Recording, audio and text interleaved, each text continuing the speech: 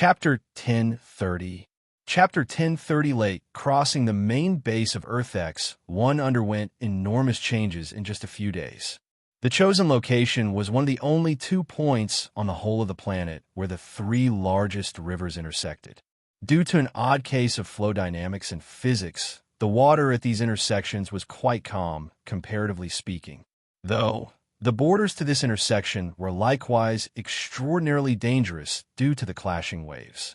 This was as close to a terrain advantage as Lionel could find on the waters aside from a few waterfall formations that could be found around the planet. But he knew that he needed something better than this, which was why he was happy to have found principles of wood elemental architecture. Though the boundaries of this intersection were especially violent, the range of the calm water had a several-kilometer-wide diameter. It looked so much like a lake as opposed to the clash of 3 rivers that this was exactly what Lionel called it: lake crossing. The 3 main rivers, named West River, Southeast River, and Northeast River by Lionel, met at their curves. Rather than actually crossing each other, the intersection was like a joining of 3 U-shapes at their base to form a sort of triangle with curved edges. The locations where just 2 rivers met were exceptionally volatile, giving the region some cover. But the main issue was that lake crossing had bodies of land as well. These bodies of land were exactly the weakness of this location and exactly the reason why Lionel wasn't confident in this terrain advantage. However, now, with principles of wood elemental architecture, Lionel was confident in fortifying these entry points to the water, and that was exactly what he did. The result was a grand fort formation that became the result of less than a week's work. Visit for a better user experience. Sitting right at the center of lake crossing, an enormous fort lay. Taking inspiration from the Slayer Legion, it was like a large metal cube sitting on the calm waters. It was impossible to tell how deep into the waters it went, but the top of this cube reached up more than 20 meters. This cube, or at least what appeared to be a cube, was connected with chains so large that its links dwarfed the size of a human body. These chains anchored to the land around it, keeping the cube in place. Upon the surface of these lands, grand wooden constructions stood. At first glance, it looked no different from a normal wide-ranging and thick forest of brown and green. However, the longer you looked, the more exaggerated it all seemed to become. Enormous tree homes, interconnected pathways, and most importantly, defensive structures that took the earth itself as their foundation. The most shocking part of it all was that force continued to accumulate and grow in the surroundings. The trees absorbed this force greedily, speeding along their evolution far faster than the rest of Earth X, one after another. These trees grew thicker and wider, breaking into the 5th dimension one after another and showing not a single sign of slowing down. The first day this tree fort was created, its defenses could only be considered to be all right. But come the 3rd, 4th, 5th day and beyond, the sturdiness of it all dwarfed what Lionel could have created with his current crafting prowess, at least not on the time Crunchy was on. It could be said that the Evergreen Goddess had truly left Lionel a great boon. Lionel stood in the midst of the forest. On his lap lay a spear that seemed to be made of green vines and had a blade that looked like the closed petals of a pink rose. It radiated the aura of a quasi-silver spear and sat docilely before Lionel, seemingly not minding at all that he didn't even have the slightest wood elemental affinity to speak of. The latest _core sodies are on _the website. When controlling spears he didn't have an affinity for, Lionel often had to spend 2, 3, maybe even 10 times the stamina he would normally. But he had no other choice in this matter. Only he could comprehend the Evergreen Goddess text and execute the completion of this fort fast enough. Luckily, he had the golden scale koi fish to help him quickly replenish his stamina, or else things would have been even more troublesome. The good news, though, was that manipulating 4th-dimensional trees was much easier. If these trees had already become 5th-dimensional, Lionel might not be able to accomplish this even with several months. Comprehending the artistic conception was easy for him, though. He just had to manipulate the 4th-dimensional trees into 5th-dimensional levels of complexity and watch the force do the work for him. I need to be fast. I need to finish all the forts before Earth X1 and undergo a qualitative change under Earth's influence. I'm still too slow. Lionel suddenly looked up. They're here, right? Arthur appeared in a streak of light. Whether it was Gil or Lionel himself, there was no doubt that Arthur had the fastest speed. It couldn't be helped. He could quite literally deconstruct himself into the light element at will. Seems you know already. Arthur responded. Lionel sighed. I wanted to take over both lake crossings. That way, we'd always have the decisive advantage. But my wood affinity is just too weak. I couldn't finish here fast enough. Visit. For the best no_3 experience, Arthur's lip twitched. Lionel had created such an elaborate fort in less than a week. It was practically impenetrable. Only a fool would attack it without several months of preparation. The fact he accomplished this was enough. But Lionel didn't feel this to be true. He felt an anxiousness in his heart that he couldn't seem to get rid of. He needed to be faster, to be better. They had known from the very beginning that there were 2 points that all 3 rivers met at. Unfortunately, Lionel could only choose to build one base at a time. There's no need to worry. They should have just arrived. It would be impossible for them to set up any sort of powerful defenses. In fact, they might very well be fighting amongst themselves for such a prime spot. HM? Lionel's gaze narrowed. Arthur looked into the distance, his gaze also turning somewhat gloomy. It seems they want to test how good this fort is, too. Arthur said lightly. Leave this to you? Lionel asked. No problem. Arthur laughed. His blade had been dry for too long. Make sure to give those other bastards hell. Visit. For a better user experience, Lionel's lip curled into a smile. It seems that they really thought that Earth was ripe for the picking. It was about time they entered the grand stage and showed them all just what made Earth so talented to begin with. Chapter 10:31. Beneath Lake Crossing, an opening of the cube suddenly widened, causing a rush of water to flood in. As calm as the surface seemed, the underwater current charged around like hidden flood dragons hiding in the dark. The moment this opening was breached, several speedboats jetted out like submarines, following these underwater currents until they blasted through the surface, appearing on the opposing side of the water barriers in a single blink. Lionel appeared at the helm of one of these speedboats, his expression serious as the sleek watercraft accelerated along with the currents. He was under no illusions that this matter would be simple to handle. On the other side of Earth X1, as Lionel had already guessed, the sparks of battle were already being slowly lit.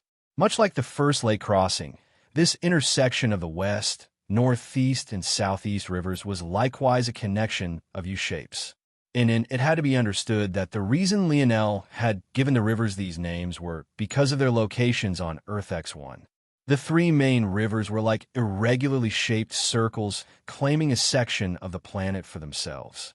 The West River circled around basically the whole left side of the planet, and the remaining 2 followed the same pattern. Ultimately, these 3 rivers met as a unit twice, and these were easily chosen to be the best locations.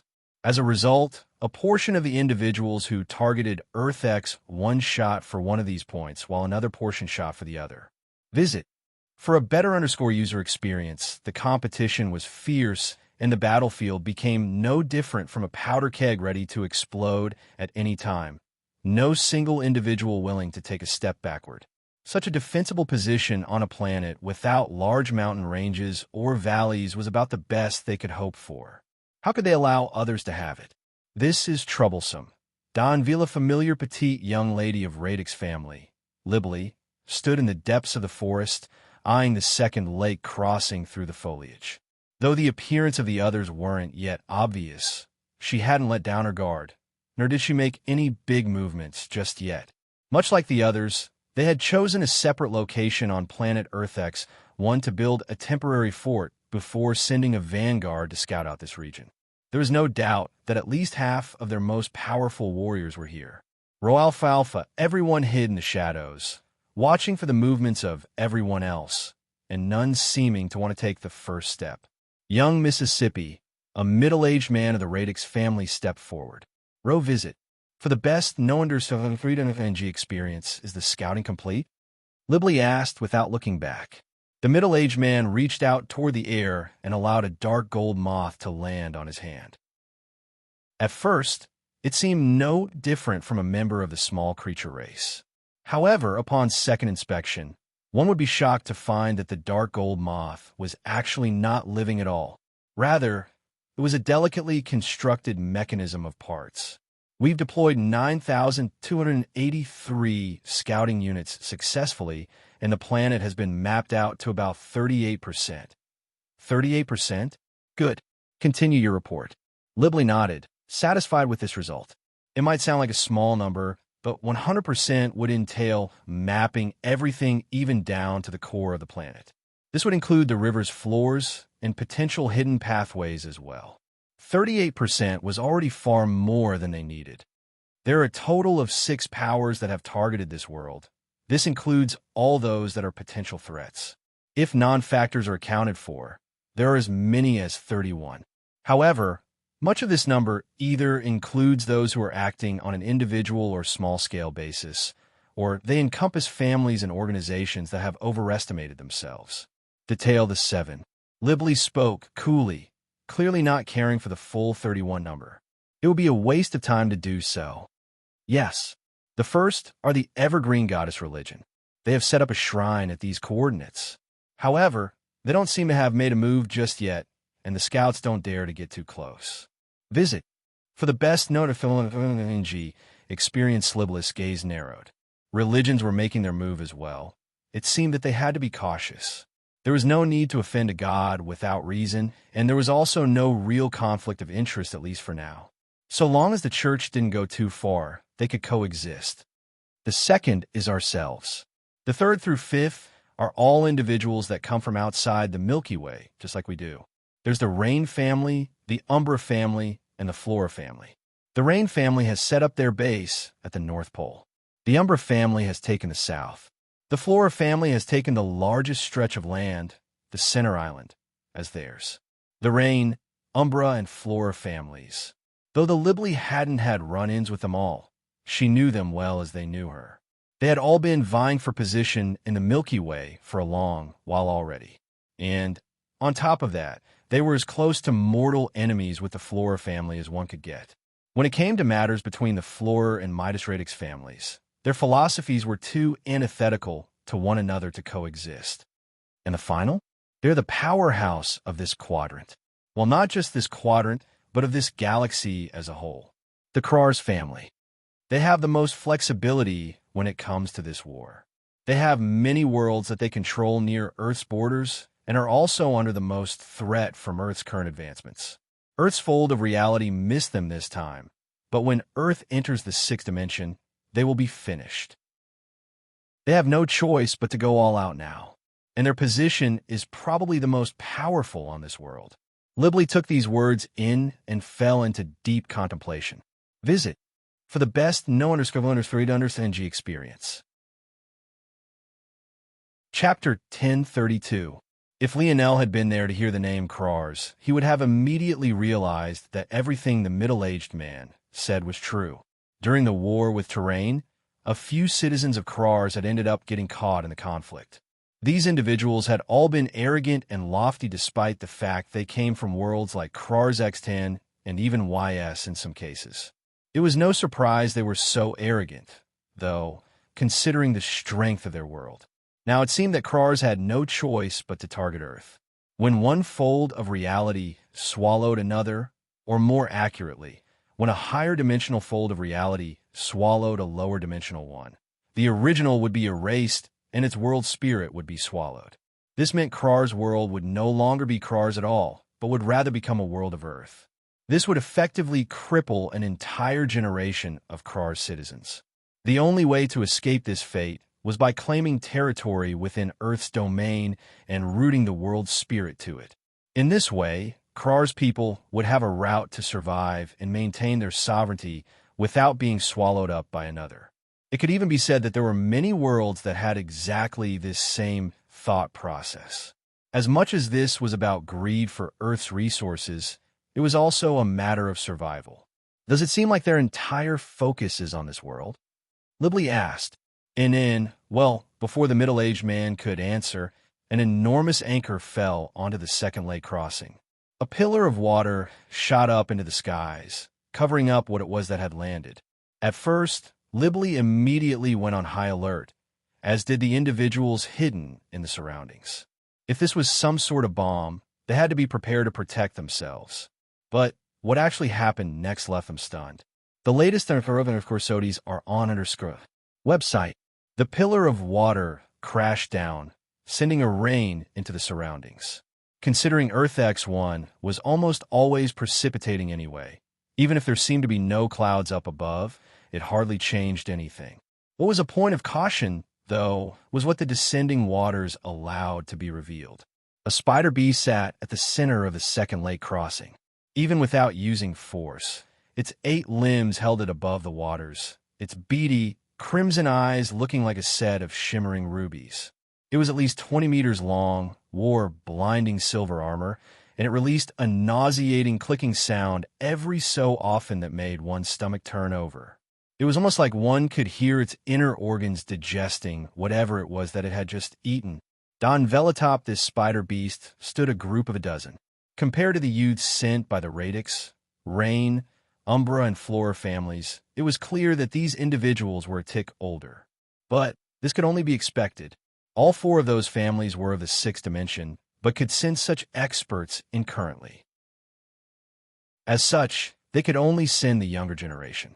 Roalfalfa, the Krar's family, though, was just a 5th-dimensional family, held back by the weak talent of the Milky Way galaxy overall. As such, most talents they did have were already older, having been stuck at the pinnacle of the 5th dimension for decades already. Except for 2. And these 2 happened to be a pair of twins that stood at the helm of the Spider Beast, both radiating the aura of a Tier 9 5th-dimensional existence. Yet, they were both exceptionally young. If not for knowing better, most would think that they were still in their late teens. I think this hiding isn't doing us any good, right? One of the twins spoke. If none of you will come out, we will simply take this base for ourselves. Veronica. The moment the twins spoke these words, the spider beneath them opened up its jaw and raised its large abdomen into the air. Before anyone could react, a spiraling pillar of webs that sparkled like a cross between silk and diamond shot upward. Visit. For the best known freedom energy experience in just a few seconds, the entirety of Lake Crossing had been covered in a thick platform of web. Just a slight moment of hesitation had allowed the Krar's twins to take the initiative. There were truly very few who dared to take a step onto that web. Just at a glance, it wasn't difficult to tell that this web was incredibly sticky. From Libley's calculations, she felt that just walking along it would take about 3 to 4 times the amount of force they would use on water and normally just to keep themselves from getting stuck. On top of this, there was a high likelihood that the web was also poisonous and may very well already be spreading a silent killer into the air. Alzin, poison detection. Libley commanded. Yes. The middle-aged man released the moth for just a moment before his expression changed. Nerve-numbing. Airborne. I see. Libley took out her radix cube and fused force into it. With a click, what looked like a spider jumped out with its legs and clamped onto her face. Very soon, the lower half of her face, including her nose, were covered by a bronze mask. Who has come? Young miss, it seems that the Rain and Flora family have attacked Earth space. As for the rest, the Evergreen clergymen don't seem to have made a move, while the Umbra family is very, very difficult to find. That said, there's an uptick of about 0.1% of atmospheric dark elemental force in the general surroundings. According to our information, there's a 97% chance that the Umbra family is already here. The latest underscoring Corsodis are on underscore website. As Alzin spoke, he too used his radix cube to cover his face. Gather the vanguard. It's time to move. We can't let them do as they please. Libley's words had hardly fallen when several sides of darkness cut at the large platform of spiders' webs from all sides. The speed was so fast that the twins could only narrow their gazes as a large chunk of their foundation was ripped apart. When it came to a stop, the whispering fog of several shadows drifted into the air, disappearing one after another. However, just one stay behind, a cheeky grin on his face. This young man was exceptionally pale and was lanky to almost an extreme. And if Lionel had been there to see him, he would have been shocked, because this young man was none other than Radlease, the first friend Lionel had ever made on Valiant Heart Mountain. He twirled twin short swords in his hands as his body seemed to drift into the wind. His legs disappeared in a fog, and his torso quickly followed suit. Eventually, there was just his head and his cheeky grin remaining. I've been suppressing myself for too long. Since you like to play, let's play. That's what my Umbra family does best. The instant Radlease vanished, the clinking of armor resounded as the Radix family charged forth. A three-way battle erupted with hardly any warning, sending the calm water of the lake into a frenzy. Bronze Force, Dark Elemental Force, and a spider's web all spiraled out of control. Chaos descended upon the second lake crossing. The latest underscore SOTIs are on underscore the website. Chapter 1033. The battlefield had less than 50 people taking part. It was clear they all had a tacit understanding that this was a place reserved for elites and elites alone. Anyone else would only be like fodder to a flame. Libly and Radlease clashed with the twins. The latter seemed to flicker in and out of existence as he pleased, while the former had already put on an entire mech suit. From a delicate and petite young lady, she had become a bronze behemoth. Back on planet Solara, there were certain delicate mechanisms that she didn't dare to deploy for fear the planet's environment would destroy them. But now she had no qualms at all. Her one enormous bronze arm billowed with the odd bronze force and endless steam. Her slender arm was quick and flexible, sending out blades of energy that pressed one of the twins down. Radley's twin short swords were like arcs of black lightning. They appeared without warning, struck with unconscious speed, and moved like deathly shadows. Not bad. Radlease laughed as he vanished and appeared on a whim. I thought that only those two would be good in this galaxy, but it turned out that there were other talents here too. It's a shame you aren't a woman, or else I do want to take you as a concubine. The Krar's twin remained indifferent to Radlease taunting. All around him, shields of spider web silk hung around him. In total, there were at least a dozen, each of which was just a foot in diameter. The twins' fingers moved about with a deft swiftness, controlling both these shields and several hiltless blades. In his battle with Libly, the other twin also seemed to use the same silk-based ability, their flexibility in battle coming as no joke. The latest underscore SOTIs are on underscore website. Just earlier, Veronica, the spider beast, had vanished and became a tattoo on the latter twin's back. However, this was impossible to see as this twin wore flexible armor throughout his body. All that was possible for the others to tell was that these two brothers seemed to have abilities related to the very spider they had just ridden. Radlease suddenly found a silk thread attached to his blade, catching him somewhat off guard. With a quick deployment of his dark elemental force, it began to corrode. But the process was far too slow, showing just the kind of strength these silk strings had. You could never defeat us. The twins spoke plainly. This world is ours. The twins' finger flexed, causing a surge of energy to threaten to snap Radlease's wrist if he didn't release his weapon. At the same time, a hiltless blade shot toward his compromised arm, aiming to pierce through the left of Radlease's chest completely. Radlease suddenly chuckled.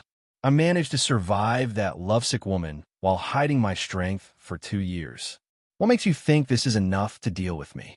The humble Radlease's back suddenly erupted with tendrils of dark energy. Soon, though, it became clear that they were actually several tails, of which there were 3 in total. With a bang, one shattered the ceiling of the speed of sound. Like a streaking shadow, it whipped through the air, slamming against the incoming hiltless blade and sending it spiraling into the air. Before the twin could regain control of it, Radlease's tail shot up, wrapping around it tightly and sending it flying. The air felt as though it was being cut apart. The strength of Radlease's tail was completely beyond the expectations of the twin. Several of his spiderweb shields shot out, lining up in a line to block the incoming blow. Visit For the best no understand experience, SHUU. Pung, pung, pung. It took 3 shields before the blade finally got stuck in the 4th. However, before he could even have a chance at catching his breath, Radlease, who had vanished into thin air, appeared with a short sword at his throat. At that moment, on the other side of the battlefield, Liblee's battle with the other twin was raging on just as fiercely. Without having to hold back, Liblee's actions flowed far more smoothly from one action to another. It was as though she had an endless supply of mechanisms, each more lethal than the last. Chains, needles, hidden blades, and spikes extending arms and legs. The array of options she had felt infinite, and it was quickly becoming more and more difficult for the second twin to read and react. No matter how many shields he had, none of it seemed to be enough. Liblee's massive steampunk bronze arm rotated a quarter, causing several small holes to appear at a joint. An eruption of 9 missiles shot out in a rotating and spiraling circle as though they were coordinating themselves in the air. The twin shot backward explosively, sending out several shields. Trying to use the massive fog as a cover, he sent out several hiltless blades. Beneath the cloud of explosions and their noise, it should have been impossible for Liblee to react. The aftershock sent the twin flying, his feet losing their balance as he was blown backward. But, completely out of his expectations, he found that he suddenly couldn't fly any further. To the twin's horror, a chain had wrapped around his ankle. Without even a chance to fight back, he was reeled back into the range of the explosion just in time for the final chain of missiles to implode. For the best known experience just like that, at seemingly the exact same time, one twin lost their head and another was blown to bits, falling within split moments of each other. The fog around Liblee slowly dispersed while the surge of dark elemental force around Radlease calmed. The darkness that had taken over Radlee's gaze began to pale as he looked toward Liblee with a fiendish grin. "You're quite a beauty. It's a shame that you're not my type. I like more voluptuous women." Radlee's gaze went blank as he thought back to the large breasts of Baltorn. He almost began to drool. Liblee didn't react much to Radlee's words, simply brandishing her weapons and pulling back her chains. But before the two could battle, the sound of 2 voices caused their pupils to constrict. "See, I told you, D. We're at too much of a disadvantage. The Milky Way is too untalented. We can't beat them one-on-one like this." "Fuck off, Dre. I'm unresigned. This is bullshit. Wouldn't everything be all right once we take Earth's talent for our own? Then nothing would hold us back any longer. For now, just listen to me." Liblee and Radlease turned their gazes to find an enormous bird hovering in the skies. On its back, 2 individuals that they should have just killed stood, perfectly fine as though nothing had happened. For the best known experience, since our talent isn't good enough, well, just drown them in numbers. At that moment, the sky that was fairly clear aside from the light drizzle of a few clouds suddenly warped. From just a single bird, there were suddenly hundreds, each of them with squadrons of 10 on their backs. Instantly, a battlefield that barely had 50 people suddenly ballooned into one, where a side had thousands in a single blink. Liblee and Radlee's pupils constricted into pinholes. Chapter 1034. Liblee, who liked to calculate everything before she even took a single step, realized that she had been played. She couldn't quite grasp what ability had been used to string her along like this, but it didn't particularly matter right now. All she knew was that there was trouble. Scanning the current state of the battlefield, all of her elite troops had been spread apart, as were Radlease. On top of this, they were being pinned down by the elite troops that the twins had led forward earlier, making it difficult for them to regroup. Liblee had thought they all had the tacit understanding that this would be a battle of elites, and had gotten complacent. After all, as much of a powerhouse as Krars was in this galaxy, their main ability came in their foundation and their numbers. But if they were willingly tossing such an advantage away, she had been willing to gladly take such a benefit for herself. However, Liblee had forgotten one important piece of information. Roalfalfa Auzen had informed her of where the Rain, Umbra, and Flora families had set up their bases. But he had never said anything about where the Krar's family had set up theirs. It was only now she understood that they had never set one up to begin with. From the very beginning, their only target had always been this second lake crossing. Regroup. And then Libly raised her enormous mechanical arm, pointing its massive fingers forward. Mechanisms on their tips opened up and shot out a rapid hail of bullets as she tried to cover for her people's retreat.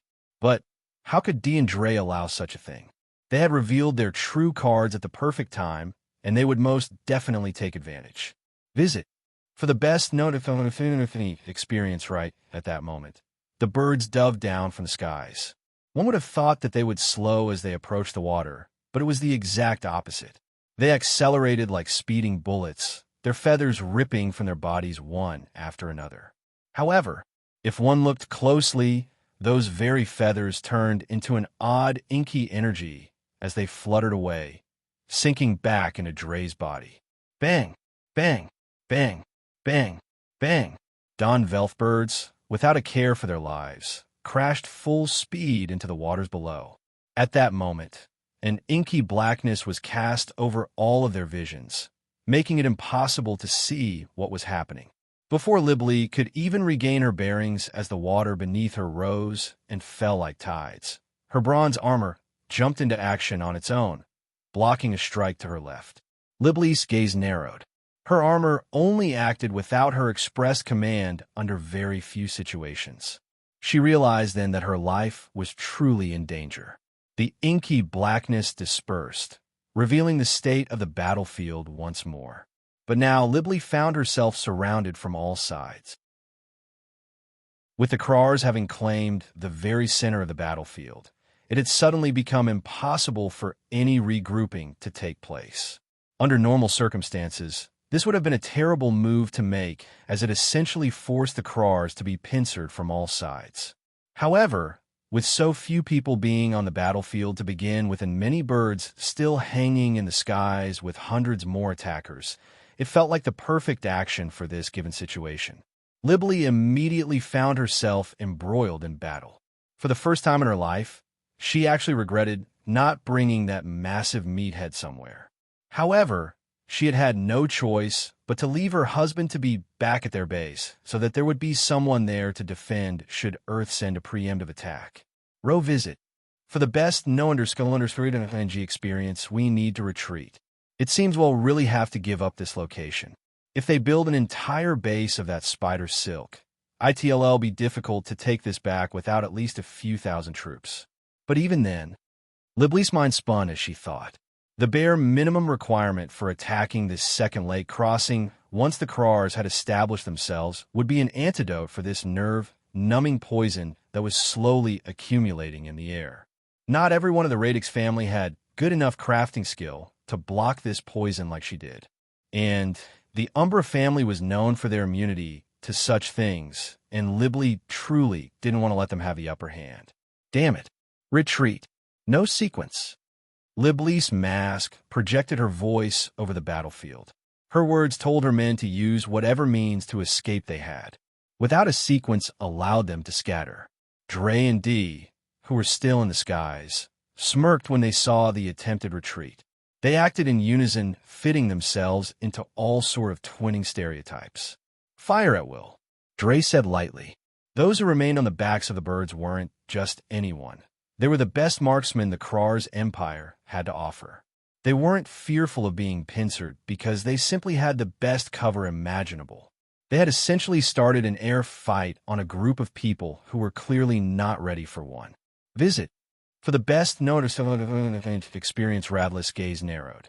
When it came to escape, his people were probably the best. But it was difficult when they were forced to engage in battle like this. They needed both time and space to vanish like they usually did. And, unfortunately, the sun was still too high in the sky to lower the requirements. The marksmen above began to target the escaping Radix family members together. If one wasn't enough, 3 or 4 volleys were often sent. The casualties began to slowly increase. It was right then that the situation on the battlefield changed once again. Dre subconsciously looked in a certain direction, his gaze narrowing when he saw an array of speedboats racing down the river. In fact, much like the clergyman, he almost hadn't noticed them at all. "Shoot them, do!" Dre hadn't even finished his commands when a beam of golden light tore through the skies, ripping through the throat of his bird. In the distance, still just over 2 kilometers away, Lionel frowned, holding his sniper rifle in his hand. The latest _SODIes are on the website. The birds aren't real? In that case, let's do this. Dre and Dee fell from the skies, an inky blackness hanging around them. Unfortunately for them, Lionel had already locked on. Chapter 1035. Lionel's palm flipped over, revealing a sleek and simple bow. It was the very same bow he had gotten from the Camelot Zone. Though it was just a quasi-bronze treasure, when it came to this battlefield, it was already among the best weapons in appearance. And when it came to matters of marksmanship, Lionel truly didn't need anything more than just this. In the blink of an eye, 6 arrows appeared on Lionel's bowstring at once. As though he hardly needed to calculate anything, they shot outward, piercing through the throats of just as many birds in what felt like an instant. No amount of maneuvering seemed to matter. With every light breath Lionel took, another bird fell from the sky. His single arrow seemed to be capable of covering the whole battlefield. No matter how many barricades you stood behind, no matter how much effort you put into running, it was all meaningless. Lionel's body and the bow seemed to vanish. No, it wasn't that it had vanished, but rather that they seemed to have become one. The twang of the bow string was no different from a flex of Lionel's arm or a whipping of his leg. The curve of the bow's body was no different from a tensing of Lionel's spine and a priming of his heart. It had been so long since Lionel used a bow, rather choosing to rely on his crafting skill to create powerful sniper rifles. The only reason he was using it now was because he realized that it was a more efficient use of his stamina. Even though the sniper rifle didn't drain him like it once did in the past, it still packed a punch. However, Lionel never expected to suddenly become immersed in this feeling he hadn't touched upon in such a long time. There was something about the bow that existed on a plane separate from the gun.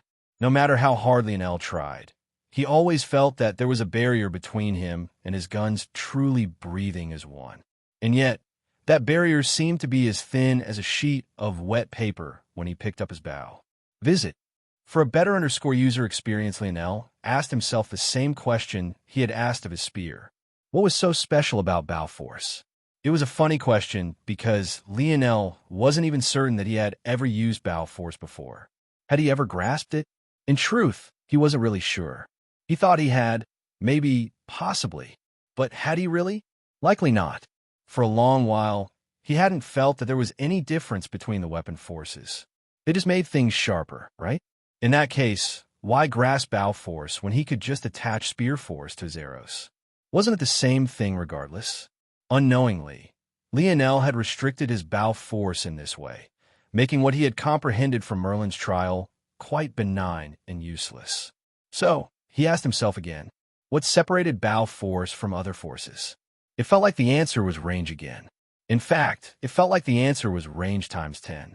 But Lionel felt unsatisfied with this answer. It wasn't because this answer was wrong. In fact, it was correct. The reason he was unsatisfied was because he felt that it was too simple. Lionel fell into a trance-like state. His fingers moved faster and faster, and the arrows he released seemed to blot out the skies all on their own. Before the boat had even crossed from 2 kilometers away to just a single kilometer, more than half of the birds in the sky had been slaughtered. Visit. For the best noticeability experience at that moment, Lionel entered the range of the Krar's marksmen, and they began to try to snipe him out of the skies before Lionel could get to them. But that was when something Radlease, Libly, and the twins would never forget in their lifetimes happened. Lionel's speed hit a new gear. He ran out of arrows and simply began to form them with his earth force. His arm became like a blur, and the bowstring often didn't even have a chance to settle before he slotted another arrow in and pulled. At that moment, they all witnessed a single bowman facing off against dozens. Lionel sent out several volleys, his arrows perfectly clashing with the ones the Krar's marksman released. At first, it was even and they seemed to have reached a stalemate. The clashing in the skies grew resounding, flashing lights of all colors coming from one side, only to be blocked by a curtain of bronze from another. It was as though the arrows had become no different from droplets of rain rebounding against one another in the sky.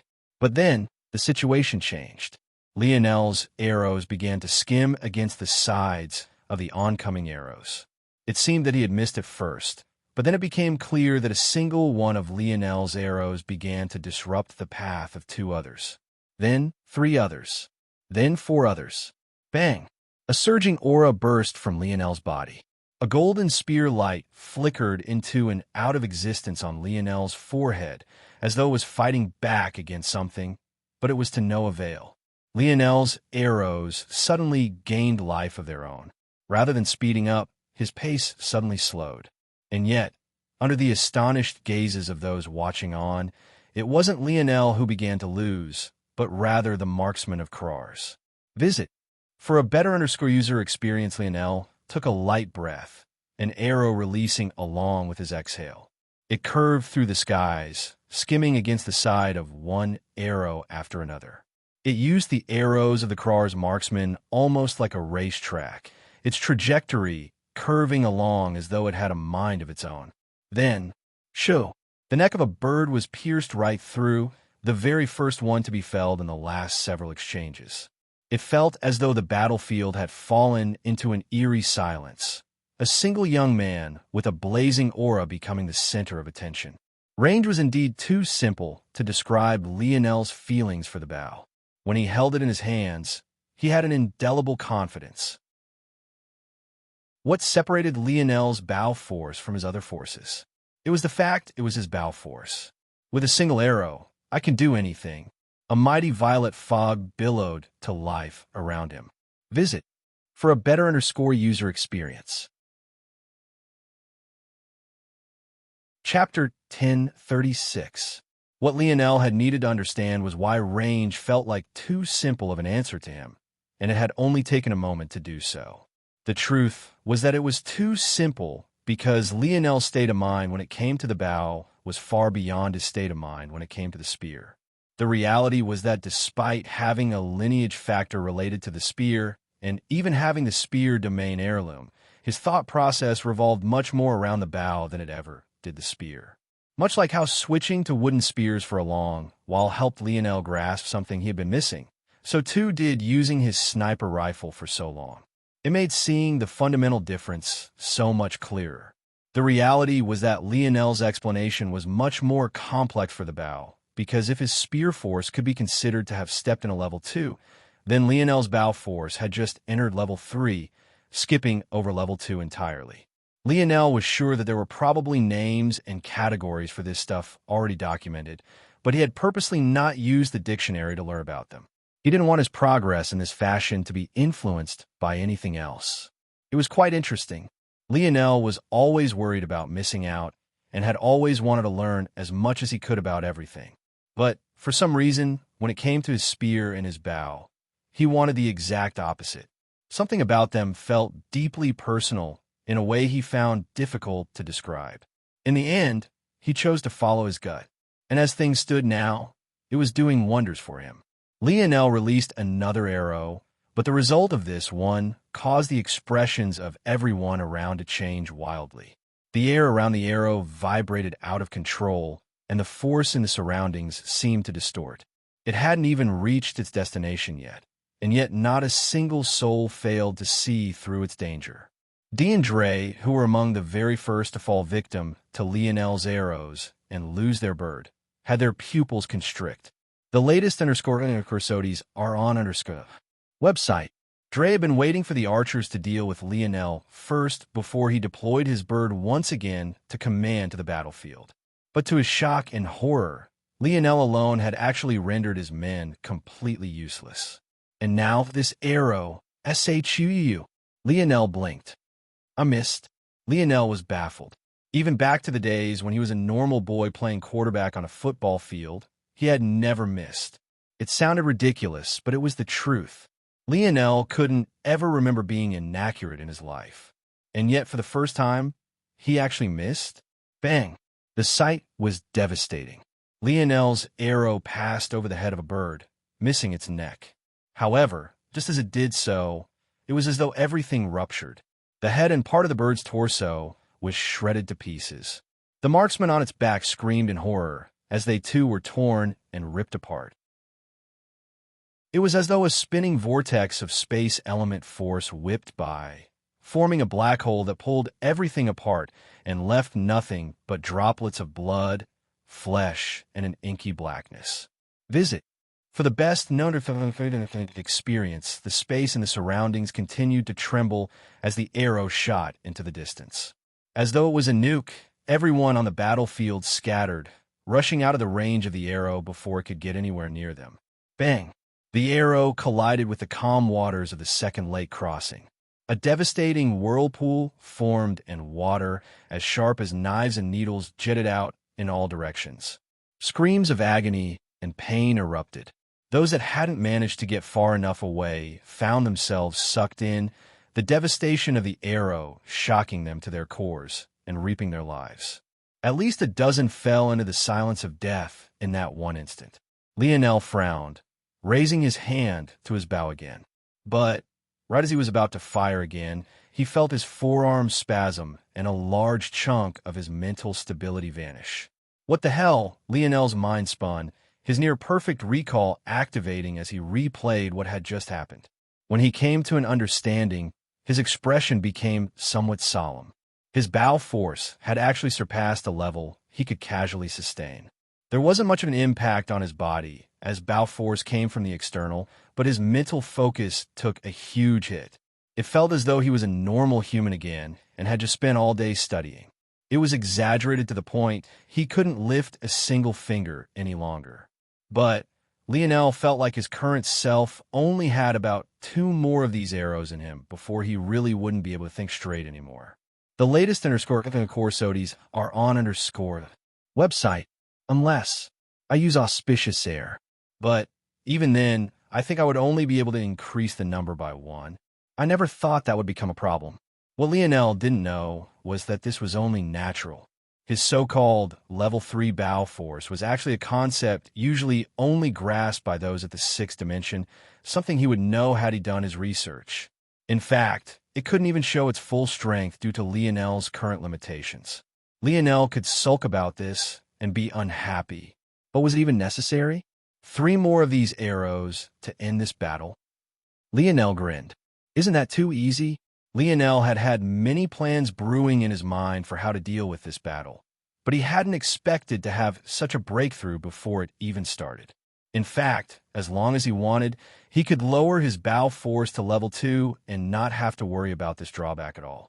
However, where would the fun in that be? It was about time these people understood that what they should fear wasn't those vying for a piece of Earth along with them. What they should fear was Earth itself. Lionel raised his bow again, his free hand drawing 2 fingers together from the curve of the bow down the string. Everywhere his 2 fingers passed, a shimmering bronze arrow of Earth force formed, wrapped in spiraling level 3 bow force. Retreat. Visit. For the best known experience, the roars came from all over the battlefield as the same thought resounded in Lionel's mind once again. With a single arrow, I can do anything.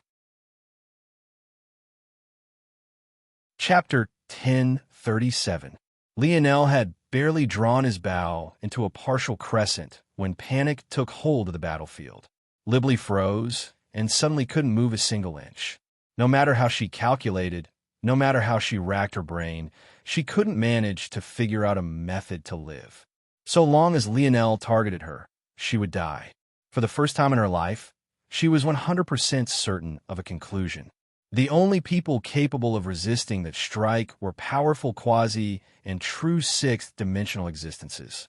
In addition, they couldn't be normal quasi 6th-dimensional existences either, considering how weak the Tier 9 pair of twins had been. Losing to Libly, who wasn't even Tier 7 yet, It was doubtful that there was anyone born in the Milky Way capable of such a feat. The only chance they had was if Lionel didn't fire at all. But what chance was there of that? Lionel's fingers released from the string, his actions smooth and unhurried. From barely being able to pull this bow to 20% of its potential, Lionel could now pull it to 100% with ease. However, he had chosen not to because it was simply unnecessary. Rippling waves of distorted air pulsed around the flying arrow. At first glance, it almost looked like the warped images one would see around an extraordinarily hot object. The air wasn't steaming, but its surroundings twisted and bent almost like a rippling puddle of water. "Protect the princes!" The roar came from the back line, but the Krar's warriors all fell into rank. As though this order was an injection shot of bravery, their eyes went red. Visit. For a better user experience a commander type ability, Lionel's gaze narrowed. But this works out well too. Shoo! Several roars shot into the skies, rows upon rows of warriors blocking the path of Lionel's arrow toward Dee and Dre. As far as Lionel was concerned, the large number of Krar's warriors was the main roadblock to him capturing this space. So, he hadn't hesitated to target their leaders as he had done from the very beginning. As for the results, they were just as shocking. Lionel's arrows became no different from a screeching projectile shot from a powerful ballista. It tore through the first line of warriors, reaping 3 lives at a time. Even the waters it traveled over split beneath its momentum, creating a violent churning effect that made the situation all the more disastrous. This time, the arrow was on target. Lionel wouldn't be taken off guard by the same thing twice, and he had already adjusted his calculations. The result was an arrow far more devastating than the last. The first casual arrow reaped just over a dozen lives despite hitting nothing but air the whole time. This arrow, however, reaped that many on just first contact. It tore through the army, shredding armors to pieces and twisting flesh and bone into grinding meat paste. Visit. For the best known experience, Dee and Dre watched on in horror, their hearts trembling. Even the elite warriors they had originally come with found it difficult to even move an inch. The only one who had managed to do anything was the old man who shouted out earlier, but even then he had only done so to protect himself. This is a suppression between dimension. Who is this monster? At that moment, Dre finally understood. They were truly finished. Bang! The arrow finally landed on the waters, a violent churning of water jetting outward. Shards of space followed suit, shredding anyone in its way to pieces. By the time the waters calmed, a quarter of the thousands the Krars had brought had been wiped out. The speedboats finally entered the range of the battlefield, their parachute systems deploying like the wings of a silver bird and their anchors falling. Bow in hand, a dense violet fog hung around Lionel. Fused with his level 3 bow force, it felt like a curtain of gravity had fallen over the second lake crossing, making the knees of those who laid eyes on him weak. Visit. For a better user experience, right then, Milan, Raj, Drake, and Alan stepped out of the boats ready to fight. However, what they saw when they came out left them speechless. The retreating warriors had come to a grinding halt, not daring to move a single step any longer. A cone-shaped had opened up toward the center of the battlefield, followed by a path of blood and gore. And every one of the warriors, despite some clearly being on opposing sides, had locked gazes with Lionel, the fear in them clear. "Hey, Cap, what'd you do?" Raj cleared his throat and squeezed these words out. Alan, however, noticed that Lionel's back wasn't as straight as it normally was.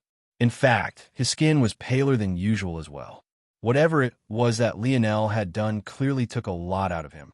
While it was true that Lionel could fire 2 more of these arrows if he dug deep, that was only if he dug deep. He would only be able to fire 1 more without using his natural force art and relying on auspicious air. So really he only had 1 more in him currently. A theoretical number was far different from the true number. The reason Lionel hadn't pulled his bowstring all the way back was because he was well aware of this. Very rarely could humans reach their true limits. It often took trying circumstances and lack of choice to push someone to that limit. The fact that Lionel only had one more in him already put him in a state of sheer exhaustion. However, he still stood there, glaring at the battlefield menacingly as if he could release 100 more so long as they dared him to. The latest Sodies are on website. Lionel's gaze swept through the battlefield before it landed on seemingly empty space.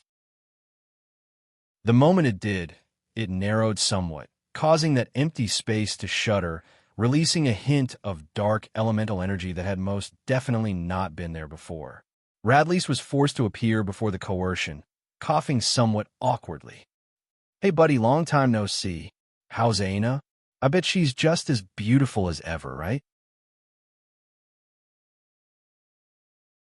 Chapter 1038. Radlease coughed awkwardly. In truth, it could be said that he and Lionel had a decent relationship. They could have been friends had it not been for Radlease maintaining some distance between them by always disappearing to places unknown.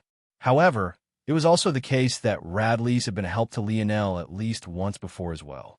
Though it wasn't really a big deal now, back then, it had been about as far out as a person could stick their neck for someone they hardly knew. Back when Lionel had been faced with those three seniors, it was Radlease who had run off to get an authority figure who could help out.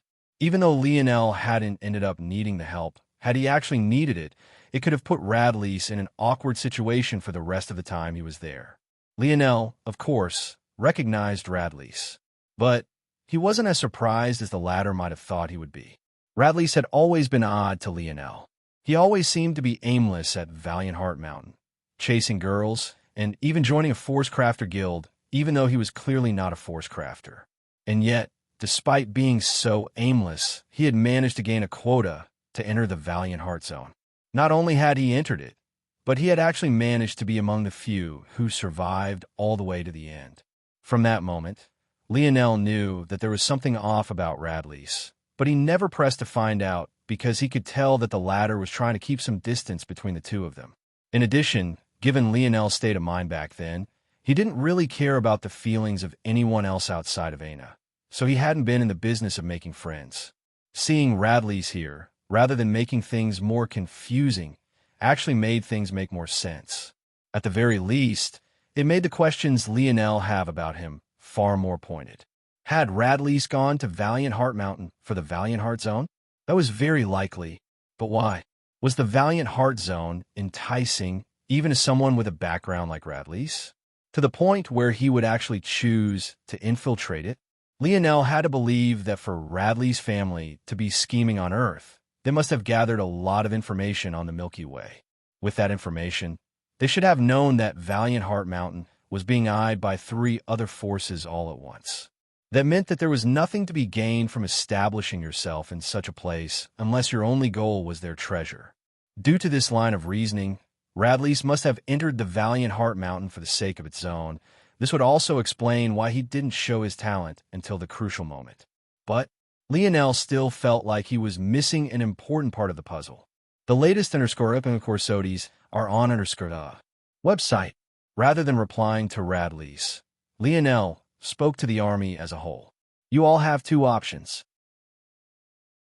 Since there are 3 groups among you, they'll let you make the decision for your respective people. The first option is to continue this one-sided massacre. The second option is to surrender and become prisoners of war. Which will you choose? When Lionel's words fell, he had already raised up his bow and began to draw his 2 fingers through the air. Another bronze arrow began to take form, shimmering with bow force that bent and twisted the space around it. Of course, Lionel was only using level 2 bow force currently, while masking it with space elemental force to mimic the same effect. But I didn't need to know that, right? Lionel knew that if he really pushed himself to draw a 3rd arrow, he'd fall into a coma for a long while. If he wasn't here to command the war, then who would? He had too many responsibilities to fall here. I surrender. Lionel raised a brow. The voice was female and came immediately after his words fell. It was clear that this person had made a decision long ago and chose to surrender. Lionel was a bit surprised to find that it was Libly. From what he knew about this young woman, she was quite headstrong. But it seemed that she also knew how to be flexible as well. Visit.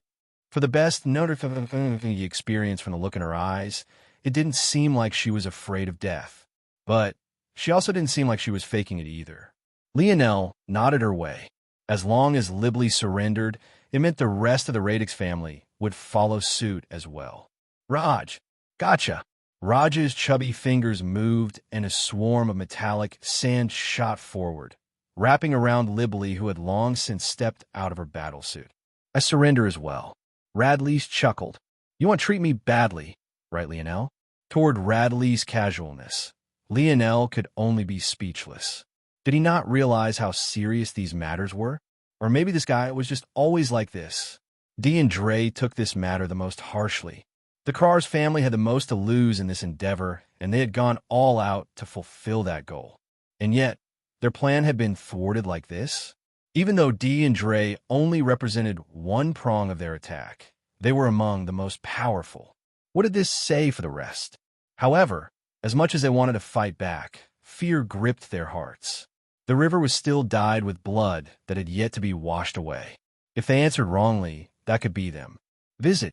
For the best notification experience, brother. Dee's jawline clenched.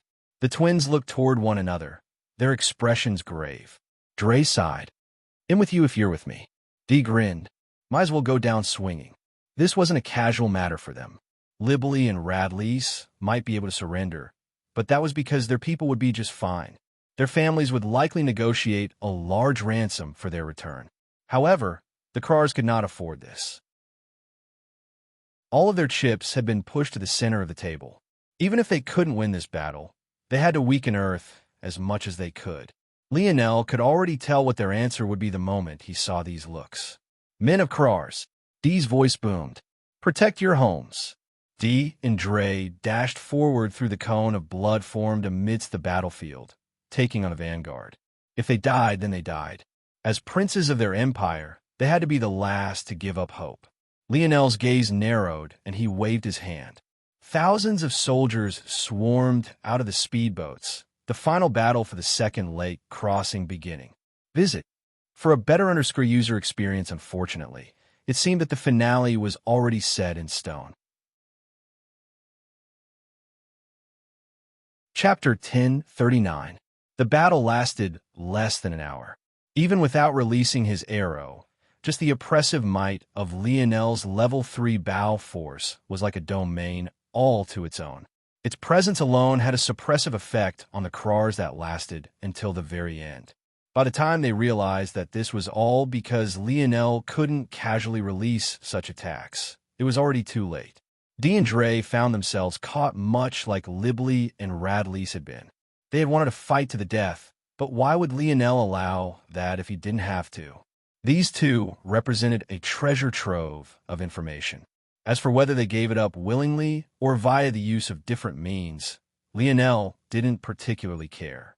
He was sure that there was someone with an ability useful in this respect somewhere. You tricked us.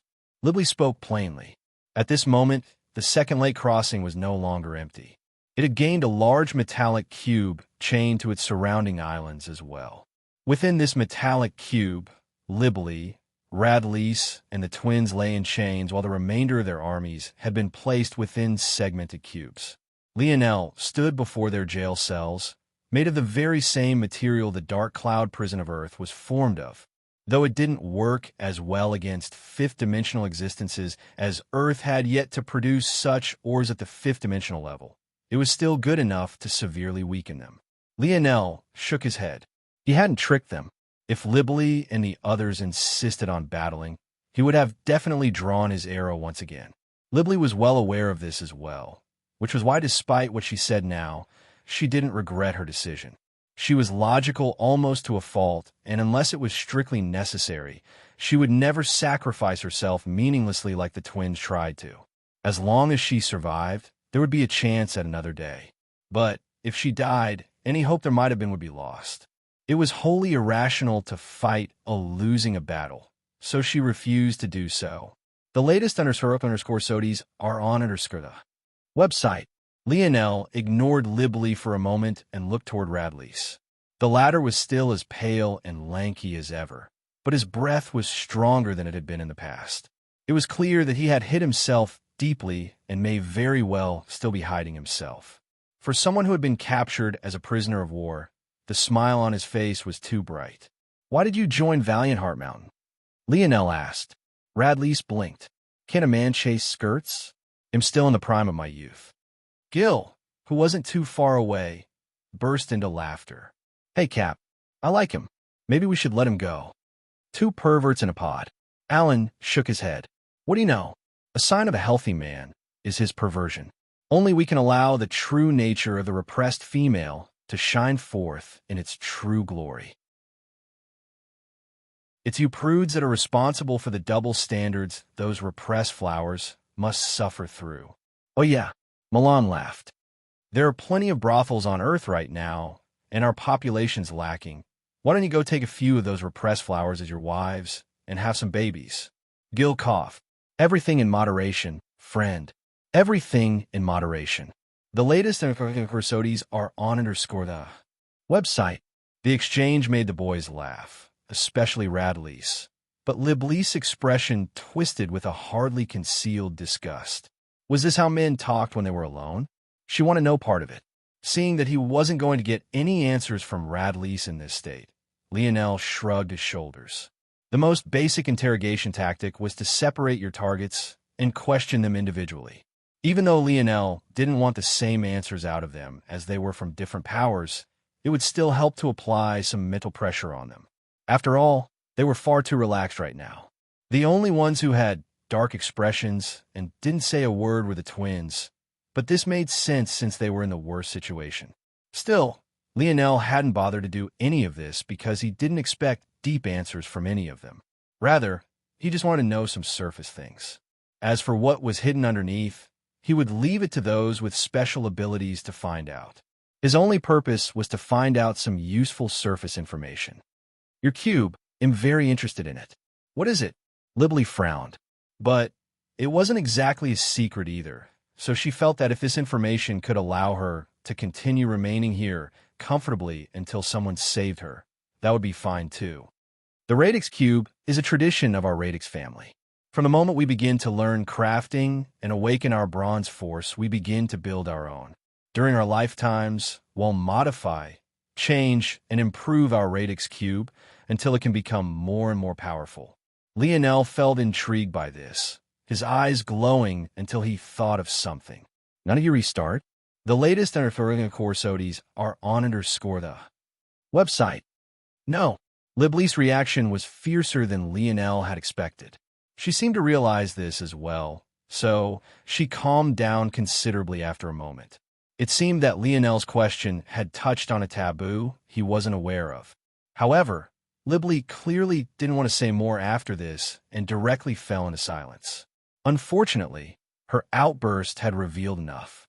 Clearly, this Radix Cube was a core part of their power and couldn't be easily abandoned. At the same time, though, taking it was also difficult. After all, even after searching Liblee, it was nowhere to be found. The only explanation was that it had been absorbed into her body, something that made sense considering how Lionel had originally seen it be taken out. Lionel didn't bother to press any further. If he wanted to know more about the Radix Cube, he would likely have to take some risks. As for how far he was willing to go, maybe only Lionel was aware. "In your bronze force, what is it and what does it do?" "Our bronze force is capable of invading the structure of metals. On the surface, it seems to just change its color. But when the bronze force of a metal reaches a certain point, it can then be controlled by our Radix family to act and react in ways it wouldn't normally. It's especially useful for crafting small and intricate parts. When you don't have a metal spirit, that is." Liblee gazed toward Lionel, clearly remembering why they had clashed the first time to begin with. As for Lionel, he could tell that Liblee probably hadn't told him the full explanation, but his alone was enough for now. Finally, Lionel turned his attention toward the twins. However, the result of this was far more complicated than he had expected. Seeing their downtrodden appearances, even setting aside their injuries for a moment, Lionel felt as though something within himself had shifted. "Just kill us," Dee said without raising his head. "We won't tell you anything." The latest in our course SODIs are on our website. Chapter 1040. Lionel gazed toward D, then his brother for a long while, his expression not shifting very much. Pride in one's world wasn't something Lionel was familiar with. Things like nationalism and cultural pride had already been weeded out by the Ascension Empire long ago. It was easier to bring people together when they didn't believe that there were things that separated them. But what Lionel realized just now was that this pride hadn't vanished. It had just been buried. There was nowhere to flaunt this pride if everyone around you shared the same identity. Much of Earth's pride turned into one of status and wealth. But it was also something that anyone could get so long as they performed well enough on the gene assessment. As long as you were talented, building up a noble family in just a single generation wasn't impossible. Lionel himself was a prime example of this. Even though he had no interest in being a quarterback, there was no doubting that it would have made him a very rich and very popular man. The fact he was born on a paradise island didn't hinder his future in the slightest. Due to all of these things, Lionel never truly felt this sinful sort of pride. In fact, he had always subconsciously rejected it, even to the point he built his future aspirations on hoping this sort of pride never restricted the life of anyone else. But what happened the moment Earth was opened up to the rest of the dimensional verse. Suddenly, what once was a closed system became an open one. The cohesive unit of Earth became a minority, and the enemies that surrounded them forced Earthlings to look upon them like the others. What had Lionel thought the moment he stepped onto the battlefield? He had wanted to show these people that the citizens of Earth weren't pushovers and that they were to be feared. But wasn't that the antithesis of everything he wanted to accomplish? Visit for the best notification experience in just a few steps. Even he who was consciously aware of it all, or at least assumed himself to be, had fallen victim to the same sort of indoctrination. In fact, the more enemies he defeated in Earth's stead, the further the citizens of Earth would fall into this line of thought. If Lionel made Earth the center of his empire and tried to enact his vision, there would come a day where those who aimed their blades toward him weren't people from the outside, but rather the very men, women, and children he currently protected to his back. Lionel felt a heaviness on his heart at this moment. What was the best sort of trap? The greatest sort of scheme? It was one you knew was there, and yet you had to walk into it anyway. And this was very sort of cage Lionel's grandfather had him trapped in. Lionel sighed and looked up toward the metallic ceilings above him. He wasn't ready. He was nowhere near prepared enough to face his grandfather or challenge his ideologies. Who was right and who was wrong didn't matter, because regardless of it all, if things continued in this way, Lionel simply had no chance of winning. I want to be a king, but I have not the faintest inkling of how to do that. I don't even really understand myself. How can I grasp the hearts of people I want to follow me? My uncle is probably right to say I have no right to challenge that old man. Lionel closed his eyes, his aura going from turbulent to calm. The emotions that Dee and Dre had showed on the battlefield replayed in his mind again and again. They had put everything on the line just for a chance at weakening the people of Earth just the smallest bit. Visit for the best noticeable energy experience without a word. Lionel turned and left. His teammates looked at one another, but they too remained silent. They didn't feel like there was anything to add to the conversation. Ultimately, they didn't have the same ambitions as Lionel. And while Lionel hated the game of football, they actually quite loved it. It could even be said that Lionel was a rare exception when it came to hating the results of the gene assessment. They followed Lionel because that was what they had always done. This sort of team bonding, relying on each other, and having each other's backs is exactly what they lived life for. If they could have a few laughs with their brothers along the way, that was also what they would do. If Lionel wanted to figure this out, he would have to rely on himself. But once he did, they would be the first to follow. Lionel spent several days building the wooden fort of the second lake crossing. His speed and skill this time was much greater. As for the matter from the first lake crossing, Lionel didn't worry. If things had gone horribly wrong, Arthur would have already contacted him. By the end of the week, everything was prepared. In that time, several scouts had come from other regions to see what had happened, but how could they hide from Lionel's internal sight? They were all dealt with swiftly and easily. On the 8th day, there was finally movement. Cap, we just got word from Big Sim. The latest episodes are on our website. Lionel looked up, a familiar spear made of vines and a blade of roses lying on his lap. What happened? Do they finally need help? No. Alan spoke as he came into view, a slight sheen of sweat from his daily workout still on his forehead. Something weird is going on. It seems like the other families found out that we caught their geniuses. We captured that Libley and Radlease guy over here, and Arthur, and the others captured a few of their own. According to the message, they're issuing a challenge. Apparently, it's a custom of the dimensional verse to claim their prisoners of war back with one-on-one challenges. Lionel raised an eyebrow. That sounded absolutely ridiculous. They also said that if there was anyone who could defeat their warriors on neutral ground, without the suppression of Earth's fold of reality, they would directly retreat and leave Earth alone. Lionel's expression warped. How shameless were these people exactly? Why did it sound like they were being done a favor? And as if Lionel would believe their nonsense about retreating. They probably realized that Earth wasn't as simple to take a hold of as they originally thought, so they would take this opportunity to retreat to their bases in the Milky Way and wait for a better chance to assault their fold of reality. They might even wait until Earth broke into the 6th dimension so they could send their true powerhouses forward. There was also a good chance that it was a combination of all of these things on top of being a trap. Lionel wouldn't be surprised if they used this so-called neutral ground to make a move. This was war, and history was written by the victors. Lionel wasn't naive enough to trust them. Visit. For the best notice of freedom NG experience standing up, Lionel took a step and vanished. Let's go. His voice rang through the air. This is a money-making opportunity. Chapter 1041. The location was the deck of a spaceship. However, to call it as such would be doing a great disservice to the true magnitude of the behemoth that hung among the celestial bodies of this particular solar system. It almost felt far more appropriate to call it a starship. Of course, this would be an exaggeration. True starships were at a minimum capable of rivaling a moon in size, while the largest of them could live up to their namesake and could stand side by side with suns. This one, however, was just 10 kilometers in length, hovering outside the Milky Way's fold of reality. A distance away from this junior starship was a planet that hovered on neutral ground. It wasn't currently claimed by any major powers of the Milky Way Guild and was actually meant to act as a relay station to the starship.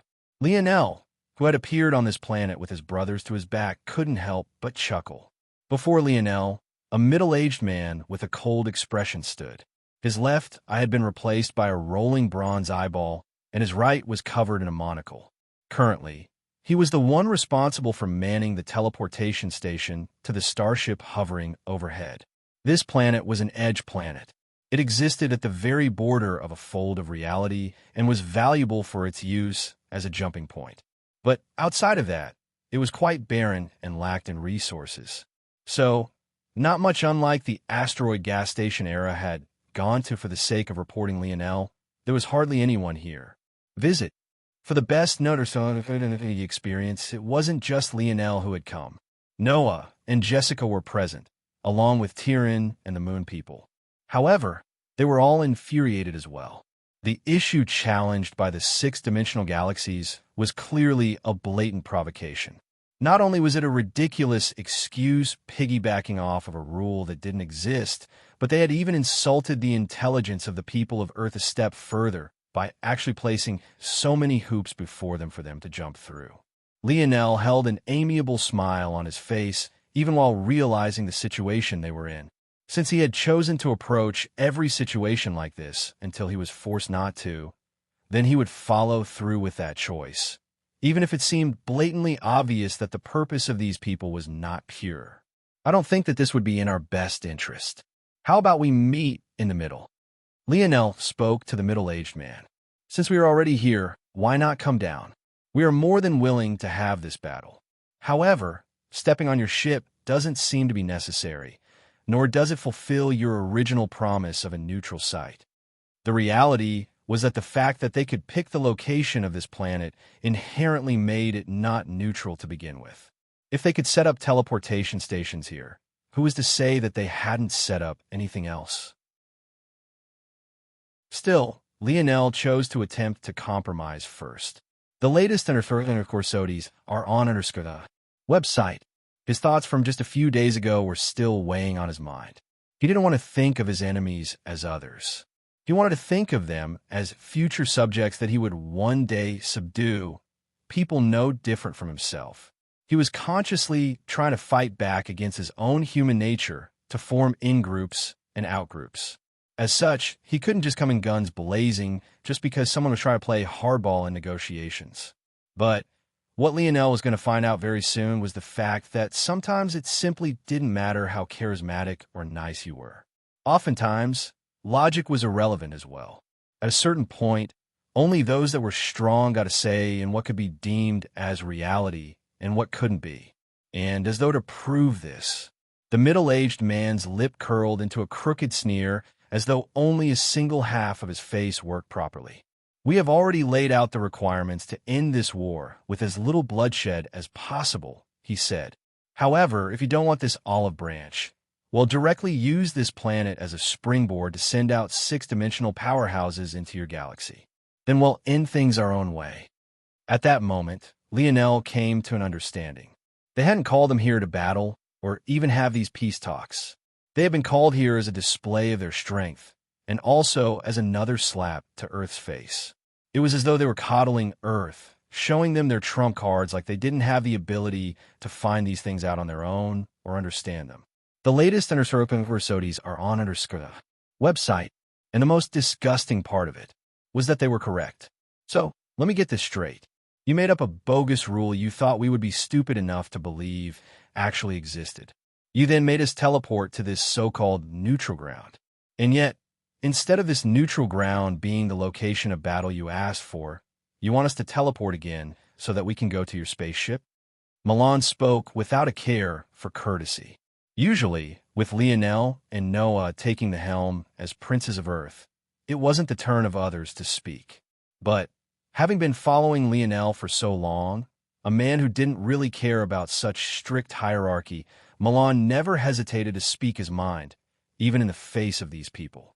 He was already infuriated at this point. These people, did they really think that they were stupid? The reason they had come here despite knowing that this prisoner competition was bogus was to prove that they had nothing to fear. Even if it was one-on-one battles, who cared? Since when were the people of Earth afraid of anything of the sort? But now they were very clearly taking it too far. The latest Corsodies are on website. The middle-aged man's bronze eyeball spun, landing on Milan. Without a word, a formless pressure shot outward, forcing Milan to retreat explosively. Even one of his energy shields imploded on contact, not being able to withstand even a single surge of aura. Before anyone could react, Milan had already been forced backward dozens of meters. Tell your barking dog to watch his mouth.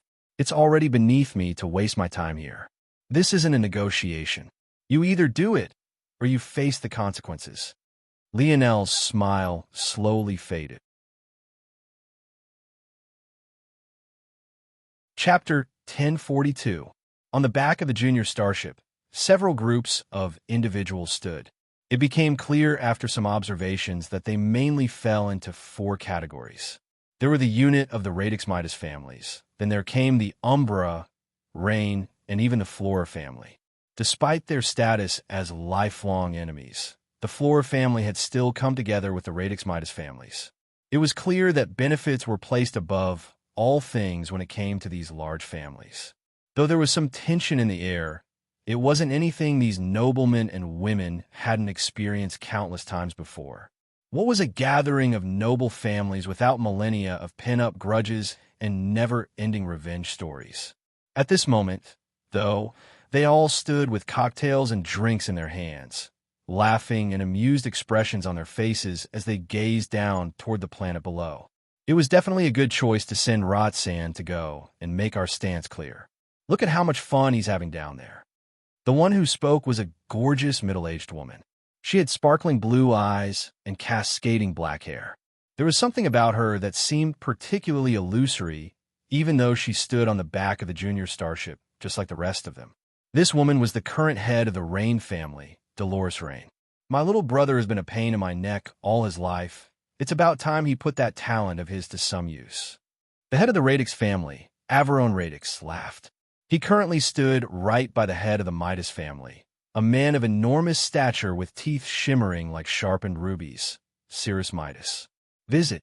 For the best no_NG experience, the fools of Earth actually dared to capture one of my sons, and yet were stupid enough to come here, as though there could be negotiations after that. This is the first time I've met a fifth-dimensional world that actually dared to be so arrogant. My Flora family has been sorely lacking in elite spores recently. They'll be certain to teach them what fear and respect is. The head of the Flora family was a woman with breasts twice the size of her head. But this was also because she could be considered to be overweight.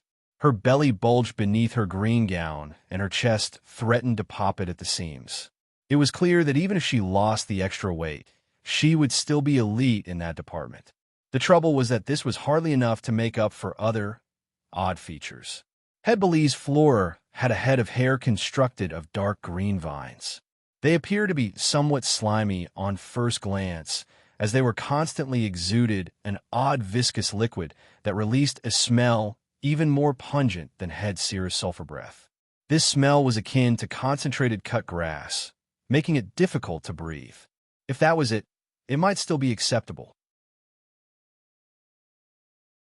But Head Belize also had a spider lily growing out of her forehead, and its roots were visible beneath her skin. It made one's spine tingle watching the roots pulse every so often, sucking in her blood from nourishment. For a family of supposed tree lovers and huggers, the Flora family was seemed to be the scariest of them all. If they were aware of exactly what elite spores were, this conclusion would be even more set in stone. The final head was, of course, of the Umbra family, Xylem Umbra. However, neither he nor the youths to his back spoke a single word. It seemed like, unlike Radley's, the remaining members of the Umbra family matched their pale skin with stoicism and quiet. Isn't it because they're fools that we have to lay it out so plainly for them? Dolores chortled. We clearly only sent the younger generation after them as a sign of good faith and a form of taking a step back as the strong bullying the weak, but they actually took this as being our own weakness. Since they don't appreciate kindness, we'll show them something else entirely. Then, visit. For the best no_NG experience, Averone, I tell I'll be best if your brother lets a few of them escape. But as punishment, I think about half of them should die. What do you think? I agree. Belize supported Dolores. I would say to kill them all, but we still need to get the young ones back. Averone chuckled. There's no need to worry. Roxanne knows what to do. I think Earth actually sent 2 of its princes here as well. We might as well capture them both too. Fools. Belize sneered. They really think we haven't sent anyone in the 6th dimension because we can't, when in reality, it's because who would pay such a heavy price to crush an ant? The youths behind the 5 heads all held an undisguised contempt in their eyes. So what if Earth had potential? It was ultimately just that, potential. When in the face of a higher dimensional world, what chance did they stand? On the barren planet, Lionel looked back toward Milan, who had been forced to retreat. At that moment, the young man who had been protecting Lionel all his life had a trickle of blood running down his lips and dripping from his chin. There was something especially sharp about that red color in Lionel's eyes currently. It was as though he could only see the whole world through shades of it and nothing else. Visit. For the best no_NG experience, Barking Dog? Lionel said lightly. That's right. Did I not speak clearly enough for you? Roxanne's sneer deepened. Do you need me to repeat it a bit louder for you? Keep your barking dog on a leash, or else I'll leash him for you. The youths of Earth suddenly flared up. Many of them knew Milan well, as they had been fighting together for years before Lionel returned. This sort of humiliation wasn't something they would stand for. However, the strength of Roxanne was completely out of their expectations. They found it difficult even to stand near him. However, even as their tempers flared, the two princes, Noah and Lionel, only seemed to get calmer. I see. I don't think I care anymore, Lionel said lightly. Don't care? That's the right idea. Dogs should be dogs. What need is there to care for them? Roxanne's next words couldn't help but pause when Lionel turned back to meet his gaze. At that moment, the twin oppression of the princes bore down, causing the wind in the surroundings to turn heavy. Sometimes being nice is just a waste of time. I wonder if your head would make your galaxies understand? Lionel's voice had become akin to a reaper's. The latest _SODIes are on the website.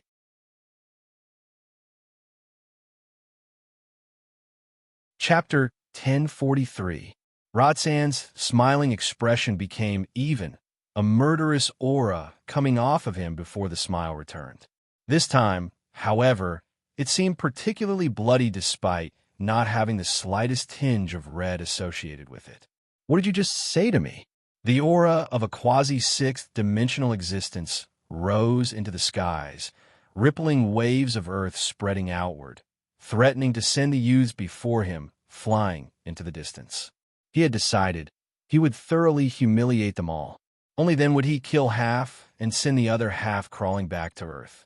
Who did they think they were to challenge the dignity of a sixth-dimensional world? Those within higher dimensions were the gods of those below. This wasn't a simple barrier separating people. It might as well have been a chasm separating species. If you were from a lower dimension, you were nothing more than an ant. This was the way of the dimensional verse. The idea of a fifth-dimensional world challenging the authority of a sixth-dimensional one was unheard of, and Roxanne would make sure that it remained that way.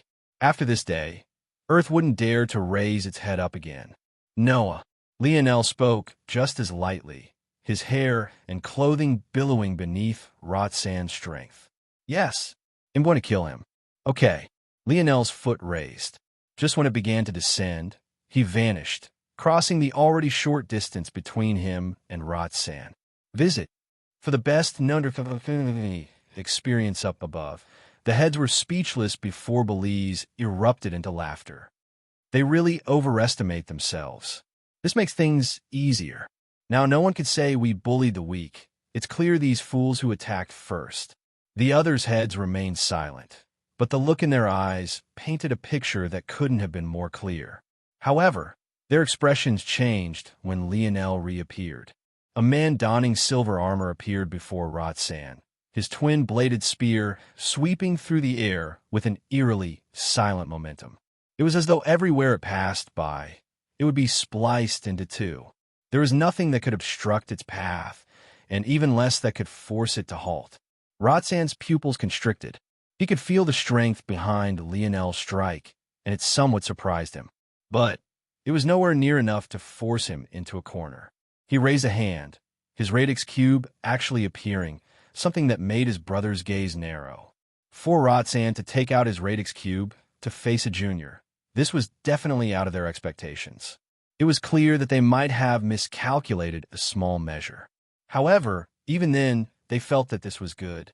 If Roxanne wasn't underestimating his opponent, this would only end swifter.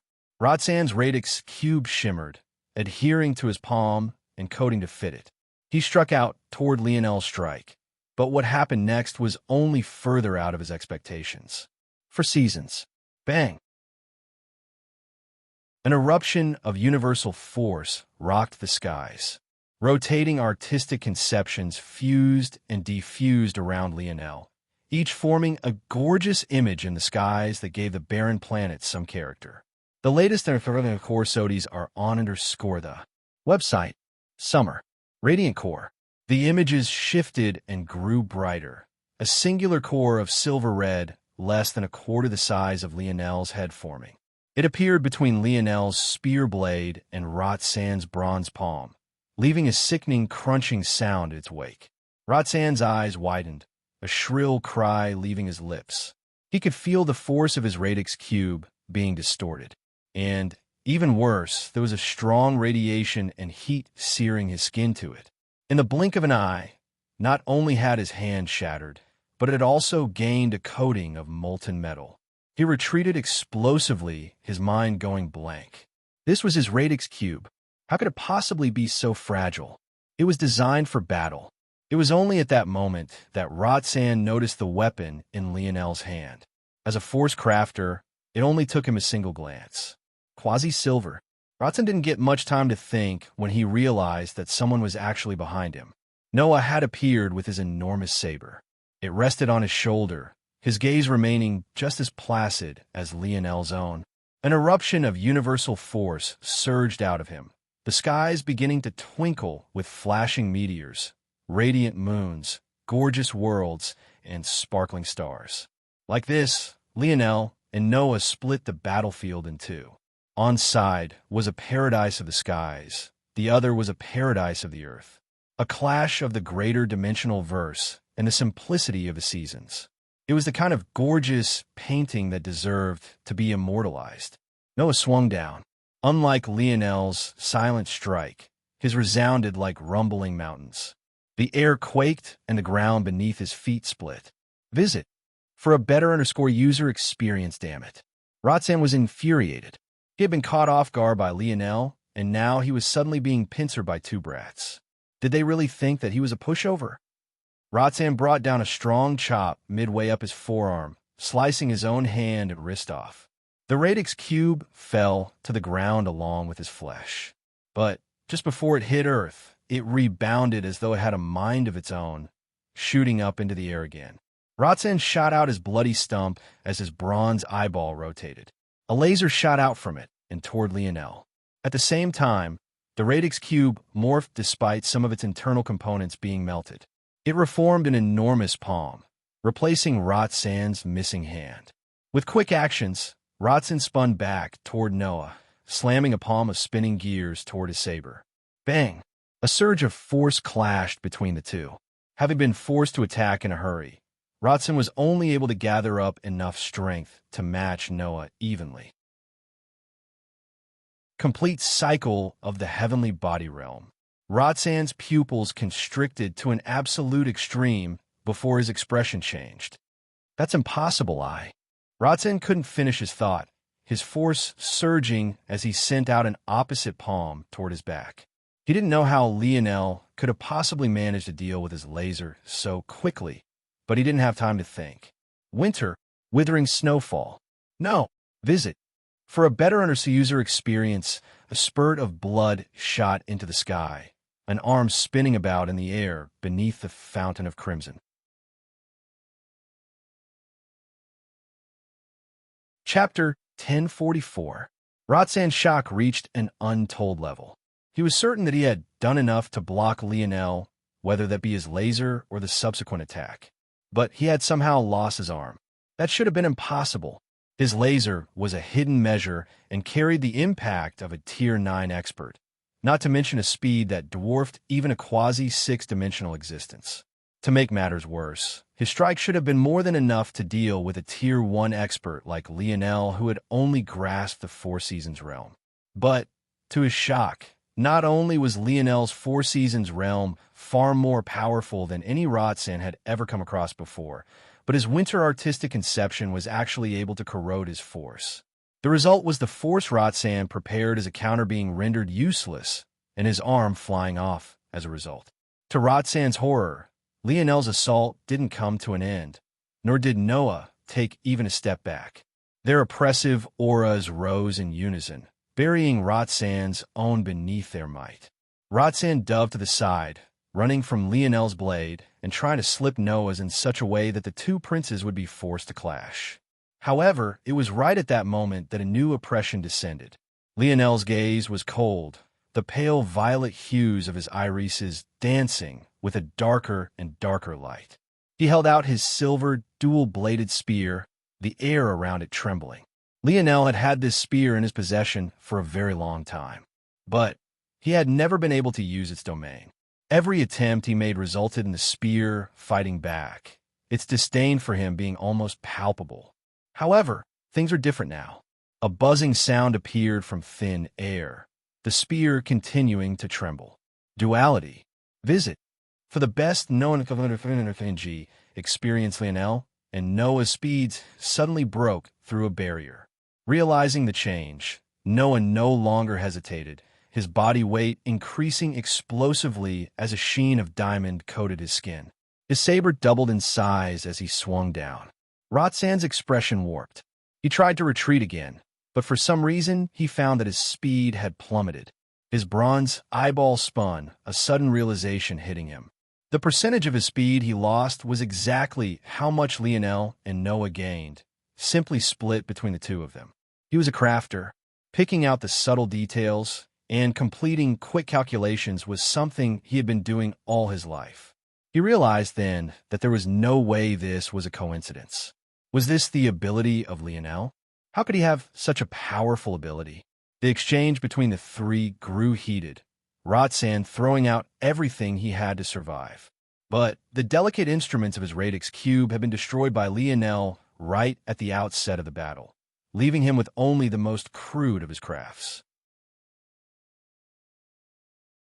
He realized that Lionel had planned this from the very beginning, driving him into a corner from the start and ensuring that he never got to use his full strength as a quasi-six-dimensional existence. His actions had seemed reckless, but they were calculated to an extreme. Roxanne wanted to shout this out at the top of his lungs, to warn his brother and the others of what they might have to face, but he was so suffocated by the two princes that he couldn't even find the space to take a breath. On the ship above, an eerie silence had fallen. Averone Radix's veins popped along his forehead, the aura of a six-dimensional existence threatening to shatter the space around him. The creaking of the ship grew more and more violent. "Ed, I will go." A young man stepped out from the Radix family. He knew that if the head could go, he already would have. Unfortunately, even though the junior starship seemed to be hovering just above the planet, the reality was that they were literally a world away. Crossing into a fifth-dimensional fold of reality took a lot out of a sixth-dimensional existence. By the time he succeeded, the battle would be over. "Go!" Averone practically growled. "Visit." For a better user experience, sabers, spears, and palms crossed and clashed. Roxanne's body was beaten and bloodied, barely using the reserves of his strength to hold on. But it was very quickly becoming apparent that he wouldn't be able to hold on much longer. All around him, the youths of Earth watched on coldly, a pride blooming in their hearts as they watched their two princes drive such a powerful man to his death. Who said that they were weak? That they were dogs? The billowing violet aura hanging around Lionel only seemed to grow thicker while the emerald of Noah's gaze grew brighter. Noah's saber doubled in size again. Roxanne swung out his bronze palm in retaliation, but his attack speed was suddenly halved while Noah's accelerated even after seemingly already reaching its top speed. "Fuck, he'll go all out with you." A billow bronze force shot up around Roxanne's body, causing his skin to quickly turn metallic, all sorts of hidden gadgets within his body piercing outside and coating him from head to toe. But if this would really change the outcome of the battle, he would have already done it. In that moment, Lionel appeared to his back, his spear arching upward and taking with it Roxanne's other arm, just as it rose up to block Noah's strike. Roxanne's expression became ferocious, his teeth becoming bronzed as he bit down toward the blade. But Noah's wrist shifted, hacking at Roxanne's waist. The sound of metal shearing metal resounded, Noah's saber getting stuck halfway through Roxanne's body. "Visit." For the best known experience, horror lit the latter's gaze as he fell to his knees, blood and fluid oil falling out from him. Even nearing his death, he had no idea how Lionel had rendered so many of his abilities so useless. It was only after a small metal spirit wiggled its way out of his wounded hip that he came to understand metal. Spirit, Lionel, and Noah stood over Roxanne's kneeling figure, their expression unmoved and indifferent. If it wasn't for their slightly hurried breathing, it would be difficult to believe that they were human. Lionel raised his spear. Right now, he had no intention of being diplomatic nor merciful. He wasn't a fool. He understood exactly what would have happened had he and Noah not been strong enough today. Stop! A figure was forming in a not too far off teleportation platform, the very one they had planned to use to bring them to their ship. However, this figure was horrified to find that his body was still illusory, as though caught between two states.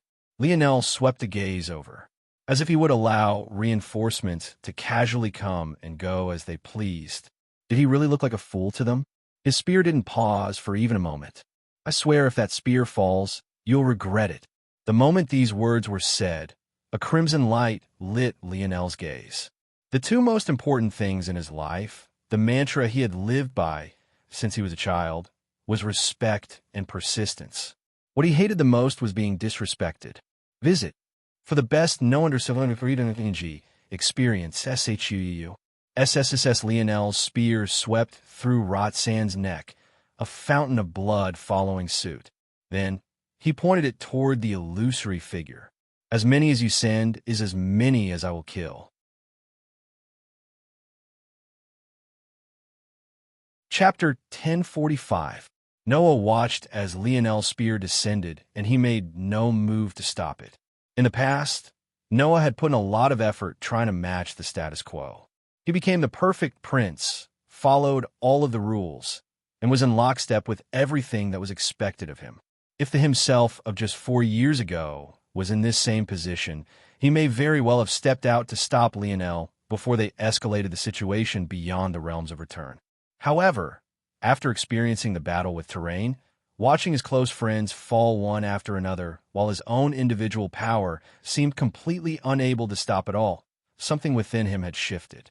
He had worked harder in the last 4 years than anyone, but the greatest change was definitely in his demeanor.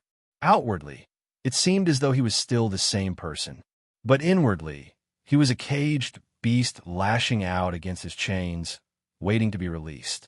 So, when Lionel said that he would kill this man, and even called out to him, Noah didn't hesitate to step forward for even a single moment. He was the prince of the Ascension Empire.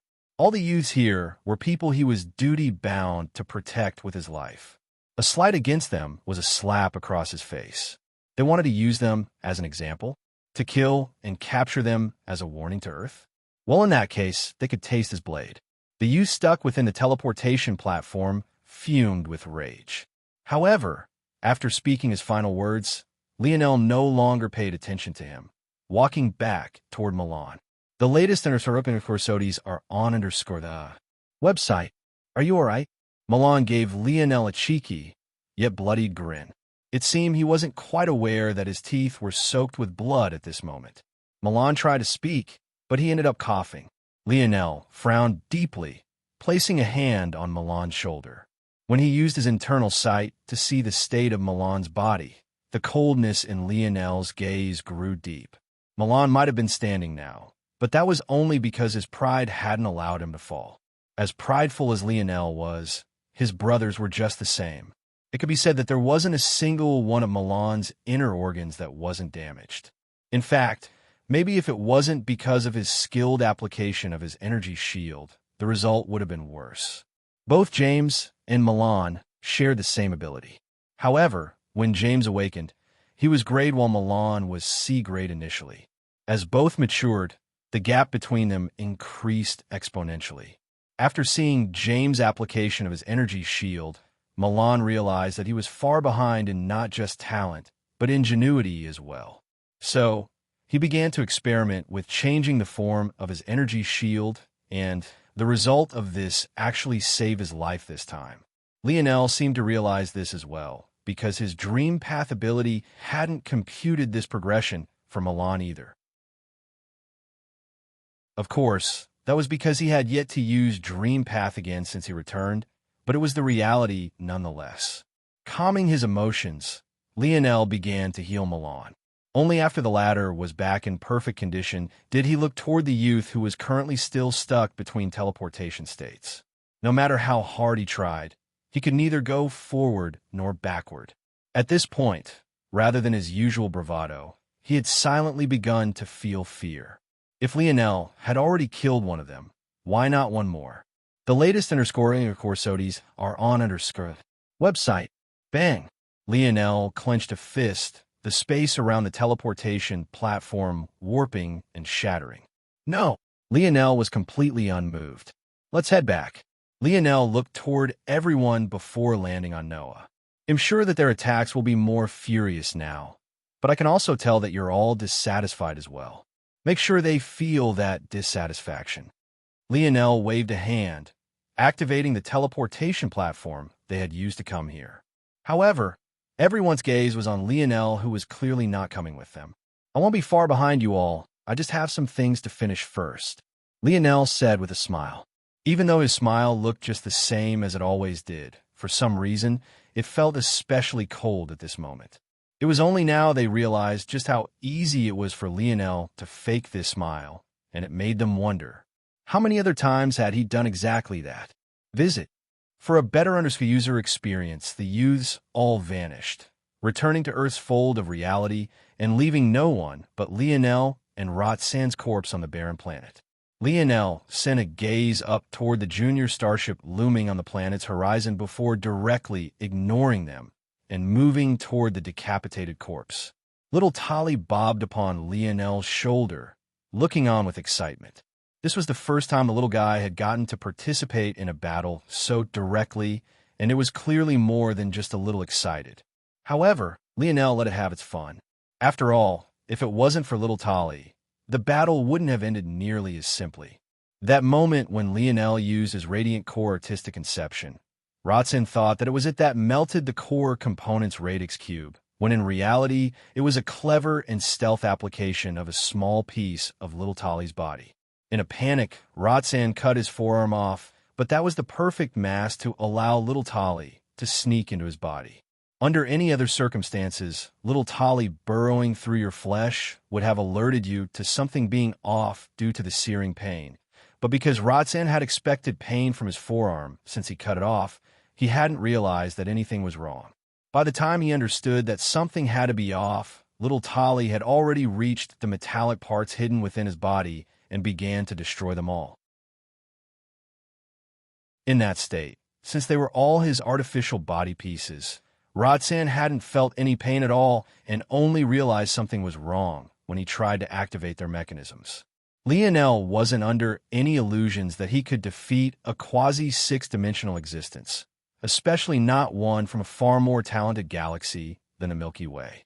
So, he felt no shame in using such hidden tactics for victory. The Radix family only had themselves to blame for daring to use metals in a battle with him. Visit. For the best noticeable experience, Lionel squatted down by Roxanne's body and shot a fist through his skull. With one swift motion, he ripped out the latter's bronze eyeball. At that moment, the fury of the Radix family had definitely reached a peak. Chapter 1046. As though he hadn't mutilated the corpse enough, Lionel's finger twitched, sending little Tali barreling into Roxanne's now empty eye socket. At that moment, Roxanne's body began to deflate, his skeleton losing its shape and his flesh slumping to the ground. By the end of it, the normal bone that was left was nearly none at all, leaving a grotesque flesh suit behind. Little Tali shot out of Roxanne's eye socket. But this time, the little guy was followed by a long, snaking chain of bronzed metals. It was clear that these precious metals represented all of the hidden components within Roxanne's body. Obviously, Roxanne hadn't undergone just a small bit of modification. Unfortunately, when facing Lionel, he hadn't been able to bring out even a fraction of this strength. He had been forced to use his raw, quasi-six-dimensional force, but this was clearly something that he was very much not used to doing. The end result was him being hounded to death. There are some sixth-dimensional metals in here, though the chains of metals looked homogeneous due to the fact they all shared the same color. Lionel realized immediately that this wasn't the case. It only seemed like that because of the odd bronze force that the Radix family used. But the properties of these metals were clearly very much different. If Roxanne had been able to deploy the mechanisms constructed of these sixth-dimensional metals. Lionel shook his head. His caution had bore fruit this time, and it alerted him to just how much he couldn't underestimate these higher-dimensional worlds. Maybe in some ways, they deserved their arrogance. But Lionel would make them pay for it nonetheless. The latest __sodies are on website. I'll put you to good use. This was the first time Lionel had set eyes on a sixth-dimensional metal, which was funny considering he had seen a seventh-dimensional one with his memory organ. However, he was still very much in tune with how valuable this could be. Lionel put the sixth-dimensional metals away and let little Tolly devour all the fifth-dimensional ones. Then he turned his focus to the rolling eyeball in his hand. This eyeball had been set to self-destruct upon Roxanne's death. But due to little Tolly, the chain reaction mechanism linked to Roxanne's heart had been destroyed before it could be deployed. As a result, the eyeball managed to survive. This alone made Lionel realize that there should probably be something valuable about this eyeball. Just as Lionel was about to look into it more deeply, his gaze narrowed. Bloop, blurp, asterisk, little Tolly began to make noises different from its usual before it expelled a fog of bronze force. In fact, to describe it as such did a disservice to just how large the quantity of it was. The force shot out like a cyclone from the little guy, quickly forming a huge cloud formation in the skies that blanketed hundreds of meters of sky. Lionel's gaze narrowed before his finger tapped the necklace hanging from his neck. Visit. For a better user experience, the gold-scaled koi fish, no longer daring to disobey Lionel, reacted quickly. A large suction force manifested from within it, sucking in the entire bronze cloud in the blink of an eye. Lionel still didn't know much about this bronze force, as Libley had refused to tell him much of anything. However, he could find out on his own and even ask the dictionary to analyze it for him. So he wouldn't miss this chance. Clearly, this bronze force wasn't exactly a metal force, or else little Tolly would have been able to absorb it. There had to be something different about it. After reaching this conclusion, Lionel actually chose to forego checking the eyeball for now. He had been working under the assumption that whatever was inside was a secret of the Radix family, so it wouldn't particularly matter if he opened it up under their watch or not. But what if it wasn't? What if it was something Roxanne wanted to hide from his family as well? If that was the case, then opening it here would just be Lionel exposing something he could have otherwise kept a secret.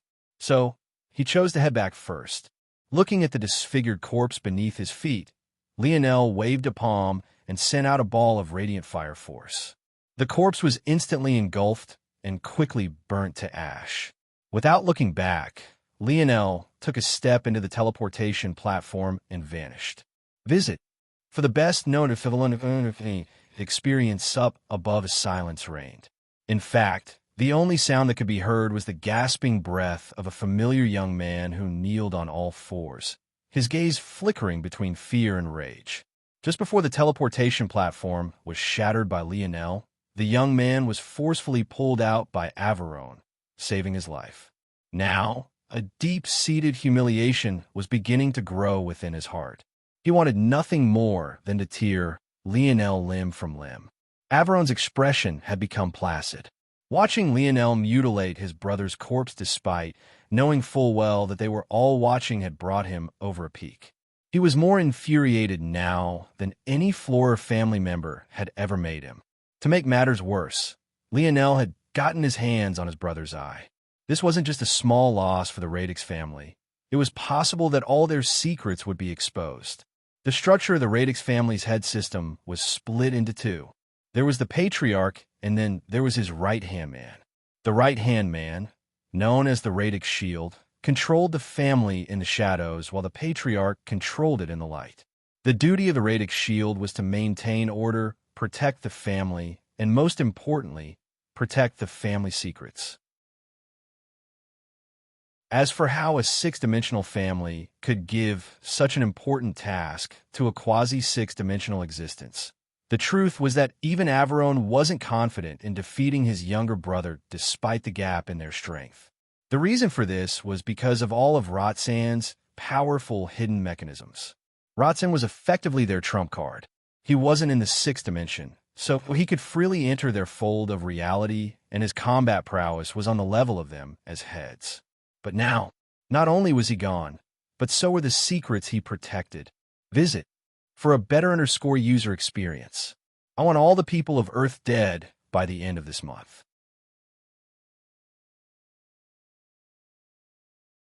Chapter 1047. Averon's voice dripped with a barely concealed fury. The junior starship shook and quaked, the seams threatening to burst. However, if a starship was so easy to destroy, it wouldn't have such a name to begin with. We can't go that far. The words cut through all of Averon's momentum despite its softness. To the shock of the heads, it was actually Xylem, the silent head of the Umbra family, who spoke, shutting down Averon's thoughts before they could even be put into action. What did you just say?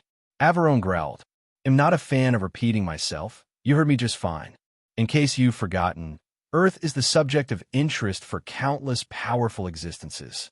As much as you look down on them, those that have a vested stake in what happens to Earth going into the future are the very same individuals that would look down on you. The only advantage we have over these existences is proximity. Don't let your overinflated ego blind you to that fact. If you dare to commit mass genocide, even setting aside the fact that Shield Cross stars would never allow such a thing to happen, even if you somehow manage to succeed, there will be hell to pay.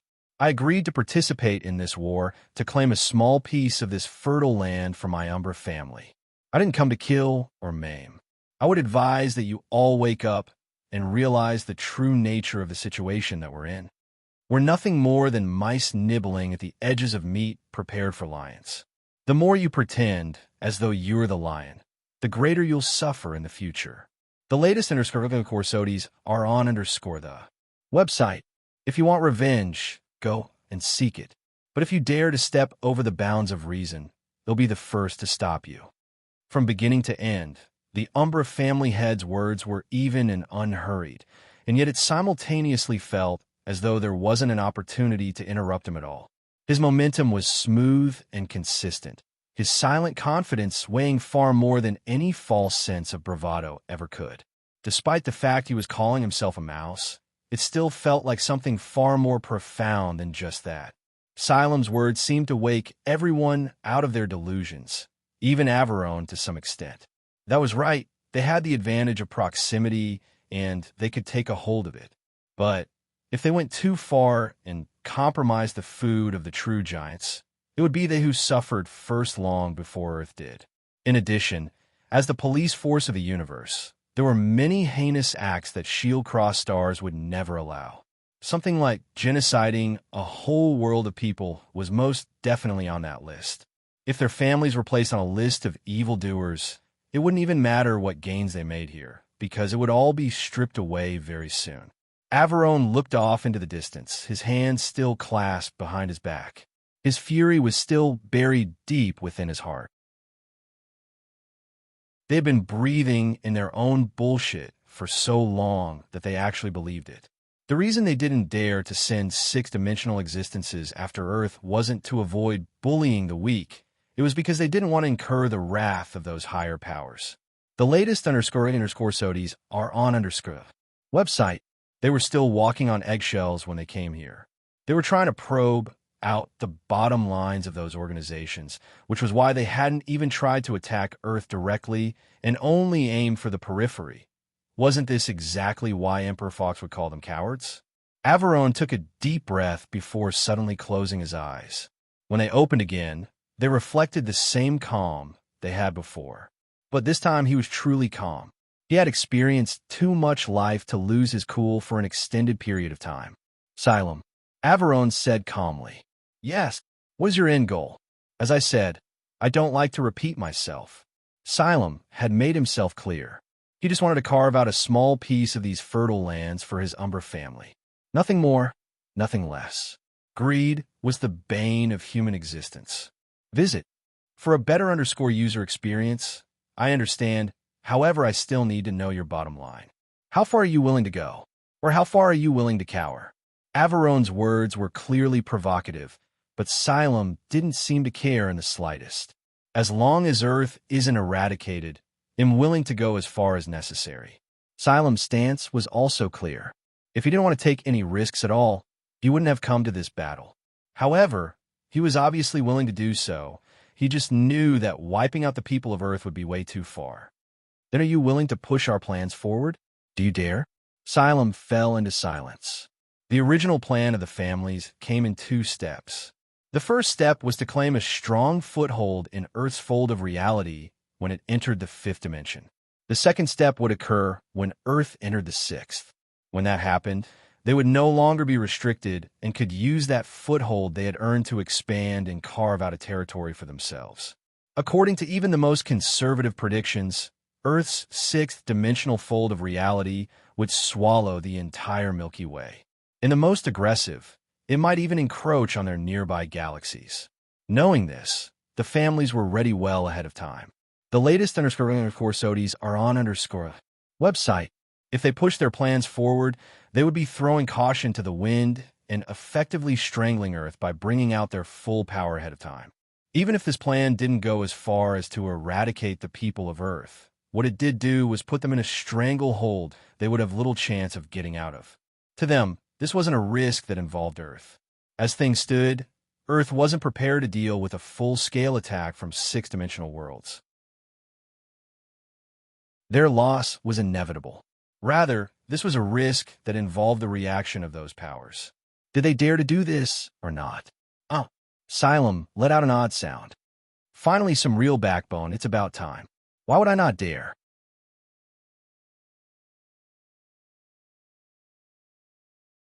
Chapter 1048. While the 6-dimensional families likely believed that Lionel had returned to Earth, the truth was that Lionel was currently streaking across the stars in the segmented cube. As for his destination, it was a branch of the Force Crafters Guild. Lionel hadn't forgotten the chance the Golden Path branch had given him, and he planned to cash in on that chance right this moment.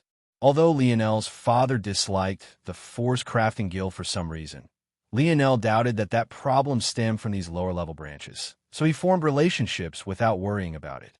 When Lionel felt that he was on the right trajectory, he allowed the segmented cube to cruise and pulled out the bronze eyeball. Just looking at it now, Lionel could tell that it was intricately structured. In fact, it was no less complicated than the inner workings of Roxanne's radix cube. Remembering how violently Libley had reacted to even the idea of restarting your radix cube, Lionel chuckled to himself. It almost felt like Roxanne had indeed restarted. It was just that he hid it in a different form. There's a lot of hidden mechanisms in this, and I would be stupid to think that there aren't other lines of defenses. If I take a wrong step, it would probably self-destruct. But could it be more complicated than the memory, or? Lionel highly doubted that, and he was correct. He sunk his internal sight into the eyeball and quickly deciphered its inner workings. Metal doesn't act like this. It's almost like a living organism rather than a dead object. This has to be related to the bronze force. Lionel realized that the inner workings were indeed not as complex as the memory organ. However, even though it was less complex, Lionel was still at a bit of a loss on how to open it up. It felt like Lionel had a perfect lock-picking set for the memory but for this eyeball, even though the mechanisms were simpler, he was missing the appropriate tools. Lionel knew that if he acted rashly, he would end up losing the eye entirely. Lionel narrowed his eyes. With a flip of his palm, the bronze eye vanished and was replaced by a shimmering bronze crystal. There hadn't been enough force to form a pure crystal, but there had been enough for the segmented cube to form a normal crystal. This should be more than enough for the dictionary to analyze. Lionel thought for a moment, trying to decide what the best question to ask was before he settled on one. Visit. For the best read-ng experience, what type of force category does this force fall under? Ping. Replying to Seed, this force falls under 2 categories, life elemental and limit breaking. Lionel's brows shot up. Is breaking force also a type of limit breaking? Lionel had gotten so swept up in the war that he forgot about the tentacle womb. He didn't have the luxury to care about it. But now that the Seed had actually said something like this, it clicked. Ping. Breaking force is a name that the limit breaking type goes by. Lionel was suddenly endlessly intrigued. So maybe this breaking force wasn't as rare as he thought. Or maybe it simply came in all sorts of shapes and sizes, not to mention qualities. But to think that the bronze force truly wasn't related to metal forces at all. Lionel had already guessed this, but even in his most extreme conclusions he had thought that it could be routed back to Earth force in some way, shape, or form. Clearly, though, this wasn't the case. What is the strictest definition of limit breaking?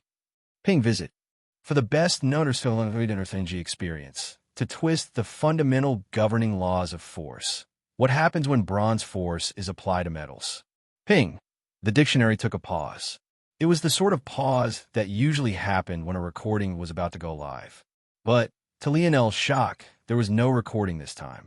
That meant that there was only one explanation. The dictionary needed time to compute the answer.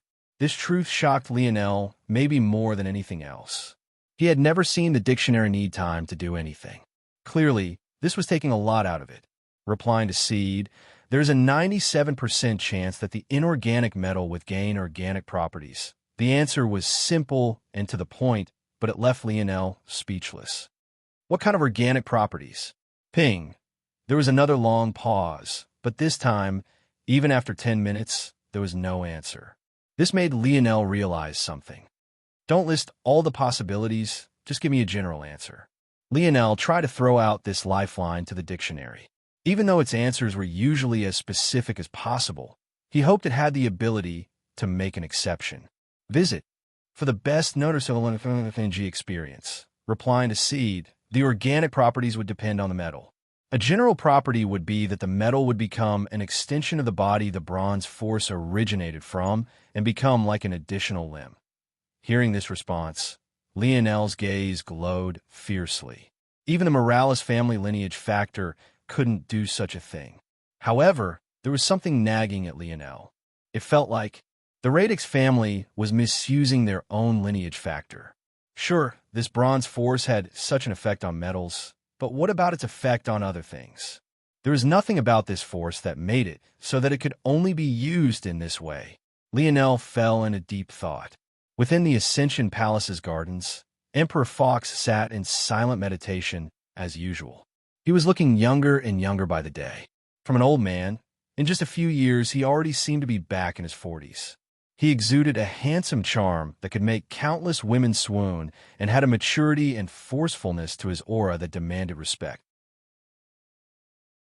It was the kind of demeanor that allowed him to speak as outlandishly as he usually did, and yet still no one dared to slight him. "Daddy," at that moment, a sweet voice drifted into Emperor Fox's ears. It held a delicate melody to it that even dwarfed Anya's own. It came with the kind of richness Anya simply didn't have because she lacked the age and refinement. Emperor Fox's eyes opened, his expression softening when he heard this voice. "Little girl, you've finished? I am coming back now. I will return to the Luxnix family very soon. Can you help send my little lion over?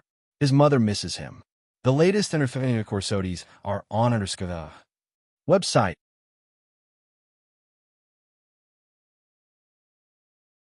Chapter 1049. Hearing his daughter's words, Emperor Fox became silent for a moment. He wasn't surprised at the sudden voice. As the owner of the world spirit, the princess had all sorts of abilities that only grew as Earth became more powerful. Something like this was easy to accept. Emperor Fox's silence had nothing to do with this. "You're still so stubborn. The Luxnix family should have been destroyed a long time ago," Emperor Fox said lightly. "You know Mom would never allow that. She lacks backbone and determination. Why else would she have been stuck at her current strength for so long? She allows emotion to interfere with what should be done. Such a family should have been wiped from existence for daring to touch my grandson. Those who are responsible have already paid." Though the princess said this, her voice seemed to have lost some of its cheeriness. In fact, her tone had become even colder than her father's. But it was clear that this rage wasn't aimed toward the Emperor. Visit. For a better user experience, even she doesn't believe that. Emperor Fox's tone likewise became colder. "Do you think the events of back then could have happened with just the nod of one or two people? Even now, they're reaping the benefits and relying on the foolish kindness of that woman and her hold on you. All right, that's enough. That's still mother you're talking about. I would have less to complain about if my daughter returned home instead of going to that cesspool. The princess sighed.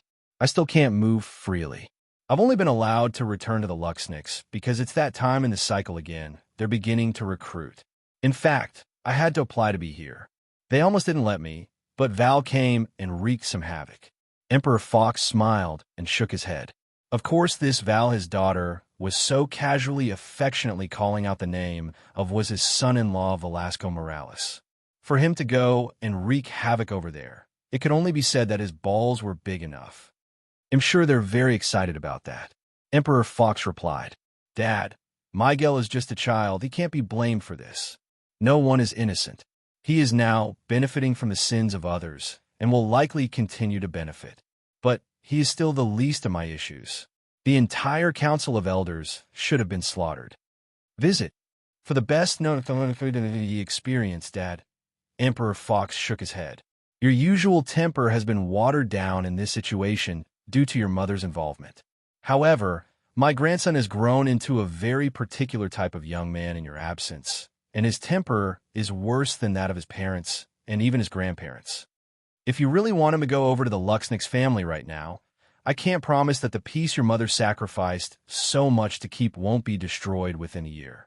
He's been very unpredictable ever since that girl left him. The princess remained silent for a very long time until she suddenly registered her father's last sentence. Girl, left my little lion? What wench is this? Emperor Fox closed an eye, the sudden outburst of his daughter hurting his ears. She had immediately gone from docile mediator to enraged lioness. If it wasn't for actions Emperor Fox took, the whole of Earth's fold of reality would be trembling right this very moment. Emperor Fox coughed lightly. Even with his temper, he wouldn't get involved in the matters of children. However, his daughter clearly didn't care about this one bit. It even felt like she might truly ignore the rules of that place and go hunt that poor girl down right this very moment. It was obvious that she had no intention of asking what Lionel might have done or if he had done anything wrong at all. All she cared about was the final result. As far as she was concerned, any little girl who dared to choose a path opposing her son deserved to be punished. Visit.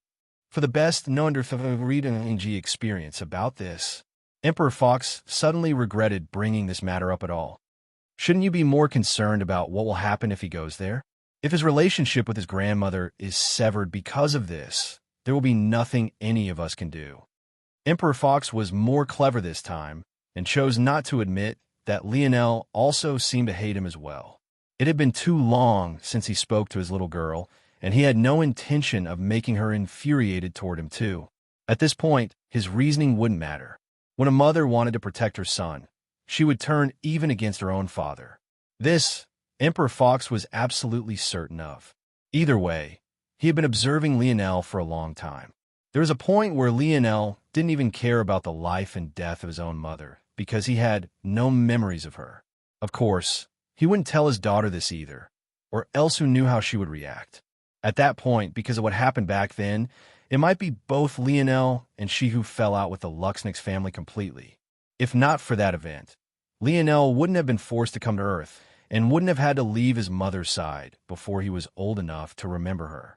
Trouble is that the same indifference Lionel had for his mother previously was likely the same indifference he currently had for his grandmother. If he was also to find out that it was her efforts that protected the perpetrators of something Emperor Fox was sure Lionel was furious about. Well, that young man truly loved to cause trouble, so the outcome was obvious. If Miguel didn't react appropriately to the situation, the efforts they made in saving him from Velasco as a child would all come to nothing if he just died at Lionel's hand anyway. As for Lionel suffering at the hands of the Luxniks, Emperor Fox didn't even consider it. If Lionel really ended up like that, he would just disown him as a grandson. Visit. For a better user experience, unfortunately, Emperor Fox's diversion tactic didn't work. Who is this girl? Just one more chapter coming today. DKM.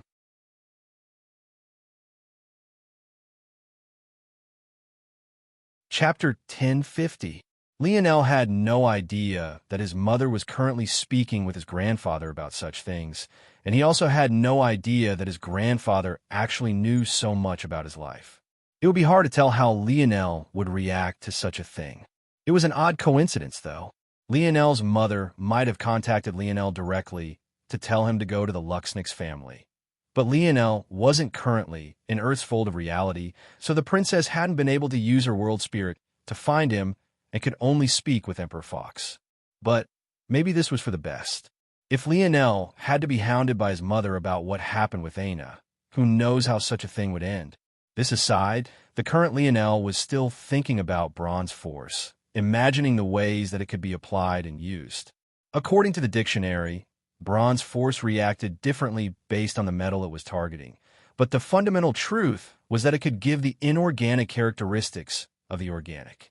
This was what allowed the radix to fuse their cubes into their bodies, presumably, and it should also be what allowed them to control the metals to form delicate structures. Under these conditions, the radix family should be quite good at creating crafts for themselves, but lacking creating crafts for others. After all, it wasn't like they could give their bronze force to others to use. There was something else curious about this as well, and that was the close relationship between the radix and Midas family. That must factor in somehow. However, Lionel couldn't really wrap his head around what was so special about their relationship and why they insisted on maintaining it generation after generation. From what Lionel understood, the Midas family was one with great fire affinity. But he didn't know much else. He wasn't sure what could be so useful about this, especially since the crafting of the radix family obviously didn't rely on fire. Visit. For a better user experience, this is just surface-level stuff. But ultimately, if Bronze Force has such abilities when applied to metals, what else could it be applied to? If I had the ability to form Bronze Force of my own, could I add it to fire to give it life as well? What about light? The possibilities were endless. If the inanimate could be controlled by a person like it was another limb, just how powerful would that be? But Lionel couldn't help but think back to Libley's aversion to starting another radix cube. What if that was a taboo created for a reason? A taboo potentially related to a limitation of Bronze Force? Lionel shook his head. None of this mattered because Lionel ultimately didn't have the ability to produce Bronze Force. And without a high enough concentration of this force to form a pure force crystal with natural force arts he could study, he couldn't draw a force art to accumulate it either. That said, the solution to this was simple. Blood force is very easy to accumulate. It just requires killing, and beasts tend to have it formed in large quantities. I can use Twinkling Lily to extract it and then pass it off to the koi fish. And now, I have a method of easily accumulating life and breaking force too. I just need to kill all the radix I come across. Visit. For the best known experience, Lionel's expression turned cold. Since the radix wanted to be his enemies, he would use them to upgrade his tentacle womb. The cold in Lionel's gaze slowly receded. What he needed was information, and this eyeball likely had much of what he needed within it. There was no way he could let it sit doing nothing, but he also couldn't rashly take action. Lionel stared at the bronze crystal in his palm. He wanted to take control of the energy within it, but he had no affinity with it. He could hardly budge it at all, let alone use it with enough deftness to dodge the traps of the bronze eyeball. Unless Lionel suddenly took out the silver tablet. His reasoning was simple. He had a feeling that the silver tablet fell into the limit-breaking type, as well considering all of the things it could do. In fact, it was on a much higher plane than the Bronze Force was. At the same time, the silver tablet was a perfect medium. It was great at consuming, redirecting, and controlling energy. In addition to this, it was very docile before Lionel and listened to his thoughts without reserve. Lionel even had a feeling that he was only scratching the surface of what this tablet was capable of, but that was a problem for another day. Good. This should work. Visit. For a better user experience using the silver tablet as a medium, the unmoving Bronze Force suddenly became very responsive. After a few tests, Lionel gave a confident nod and flipped his palm to reveal the bronze eyeball. Just like that, In not even a few minutes, a light click resounded as the mechanisms of the eyeball fell into silence. Nothing seemed to have changed, and the eyeball hadn't changed shape, but Lionel knew that everything was safe and clear now. So it's a spatial treasure, I see. Lionel's gaze glowed. It seemed that all of these mechanisms were put in place for the sake of hiding the spatial properties of this eyeball. But now that the protections were gone, a new world opened up to Lionel. So large, Lionel was shocked. Aside from the segmented cube, this was the largest inner space he had ever seen. In fact, it was an entire library and was at least 50 by 50 meters with a ceiling height of at least double that. The spatial treasures that Lionel was used to were at best 5 cubic meters large. But he soon realized that this spatial treasure from a 6-dimensional world should probably be exactly this large. Plus, it wasn't like it could hold living things like the segmented cube could. That said, the state of Lionel's calm only lasted for a moment, because Lionel was immediately shocked just a split second later. The latest _horosodies are on the website. After a long pause, he grinned wildly.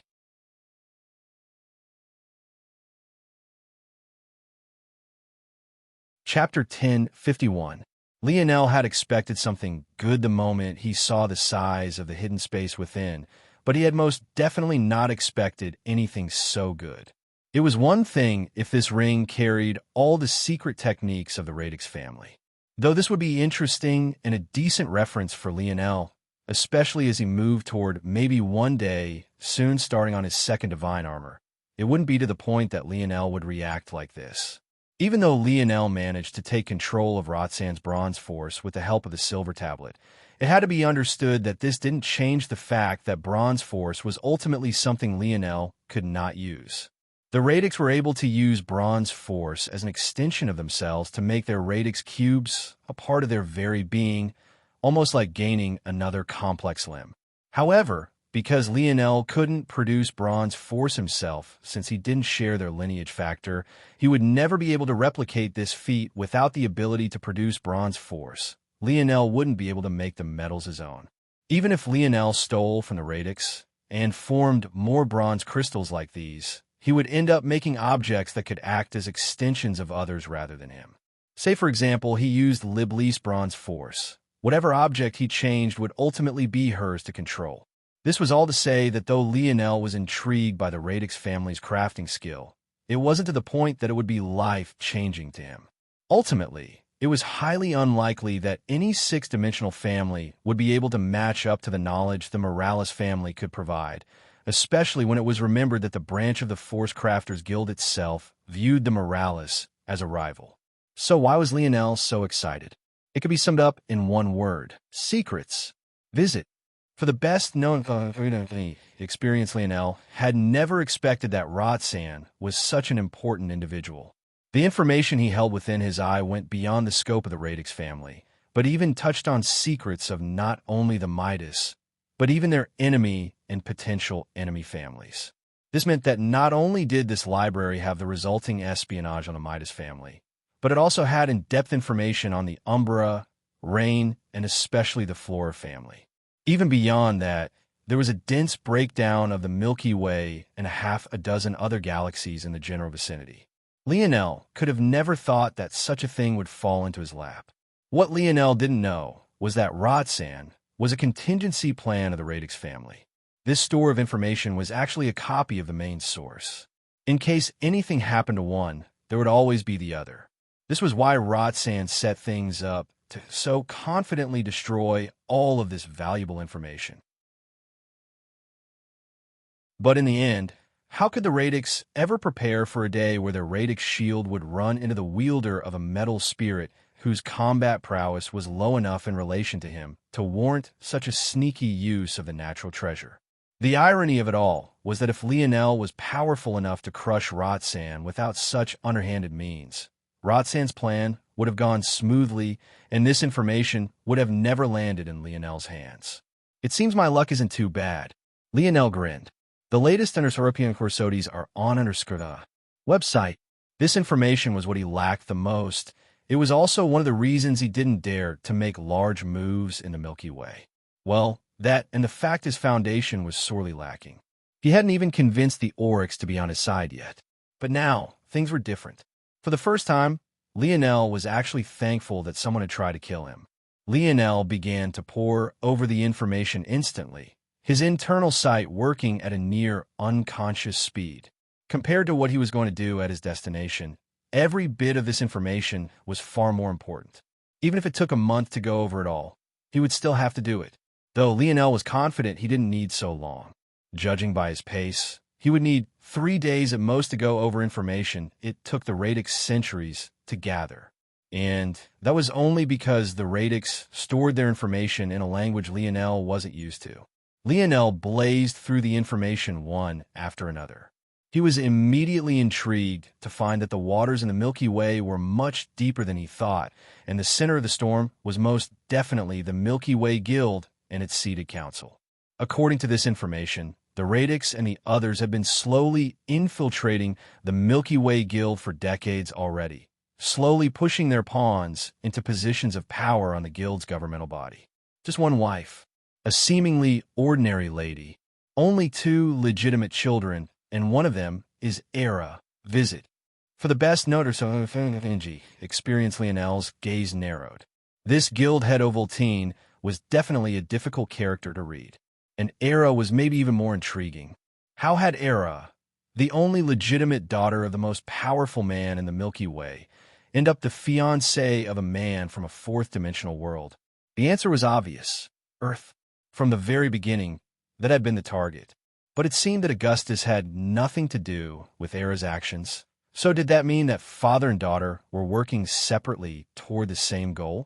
A way to throw off the scent of those who were gnawing at their family wealth? Or was it that father and daughter had the same goal, but were rather competing against one another? Right then, a violent spark of lightning tore a path through Lionel's dreamscape.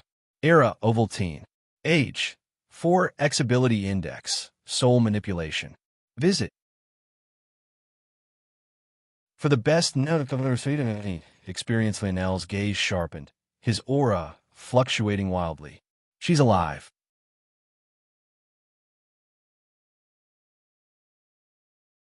Chapter 1052. Lionel sat in silence for a long while before he relaxed slowly. Well played. A small smile crept up on Lionel's lips. Truthfully, he wasn't sure exactly how valuable this piece of information was just yet, but he knew that it at least held a small bit of weight to it. At the very least, it was better than going around without realizing that there was likely a guillotine hanging over his neck. There's a 78% chance that the woman directing Elther and the others is her. It seems unlikely that there be anyone else with the resources and the forethought. As Lionel continued to read about the powers of the Milky Way and cross-reference them with information Elther had told him about this mysterious woman, the percentage ticked upward until it sat nearly at 100% by the end of the Radix family's reading material. Lionel stopped reading for a moment, and he almost laughed. There's a saying on Earth said the world was small, but could you really say the same thing about an entire galaxy? The latest _up_SODIes are on the website. The Oryx had become one of Era's most important trump cards, but those hired guns were actually Lionel's own men. Even if right now it wasn't certain that they'd follow him, Lionel only needed to make a single sacrifice to ensure that this 50-50 chance would become a 100% chance of ruining Era's plot. It was simple as resurrecting Elther's father. Although Lionel couldn't guarantee that the Oryx King would follow him, what he could guarantee was that he'd be able to take over the Oryx from Era's hand. In addition, Lionel had already seen that man's character and his willingness to sacrifice. There was no way he would refuse to do Lionel, the man who gave both him and his son another chance at life, a favor. Lionel delicately formed dreamscape after dreamscape, building a complex web of interconnected information by the time the 3rd day came to an end. When he was finished, he was certain that he knew more about the situation in the surrounding 9 or so galaxies than any individual in the Radix family did. I see, so things are like this. Lionel finally felt that he had gained a small grasp of the dimensional verse. The section of the universe he was in right now was dominated by humans. The Radix didn't know much about the strongest families, but they knew enough to understand that the most powerful existences here were of the seventh dimension, which made sense since information about the eighth was practically folktale, if it existed at all. The latest episodes are on the website. The section was known as Domain and was known by races outside of it as the human domain or humanity's domain. Though there were other races sprinkled about this domain, like the Oryx or the Demons of Avalon, for example, over 99% of the population was human.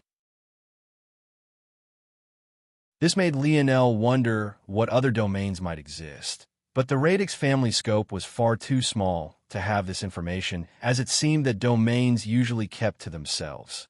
A domain was broken into sectors, sectors were broken into galaxies, and galaxies were broken into quadrants, which further fell into solar systems and ultimately planets. Folds of reality were outside these common groupings because they tended to vary wildly in size. As for a sector, it could encompass anywhere from 10 to 20 galaxies, sometimes more depending on several factors. This sector, denoted by a string of numbers and letters by the Radix, was ruled by three powerful existences.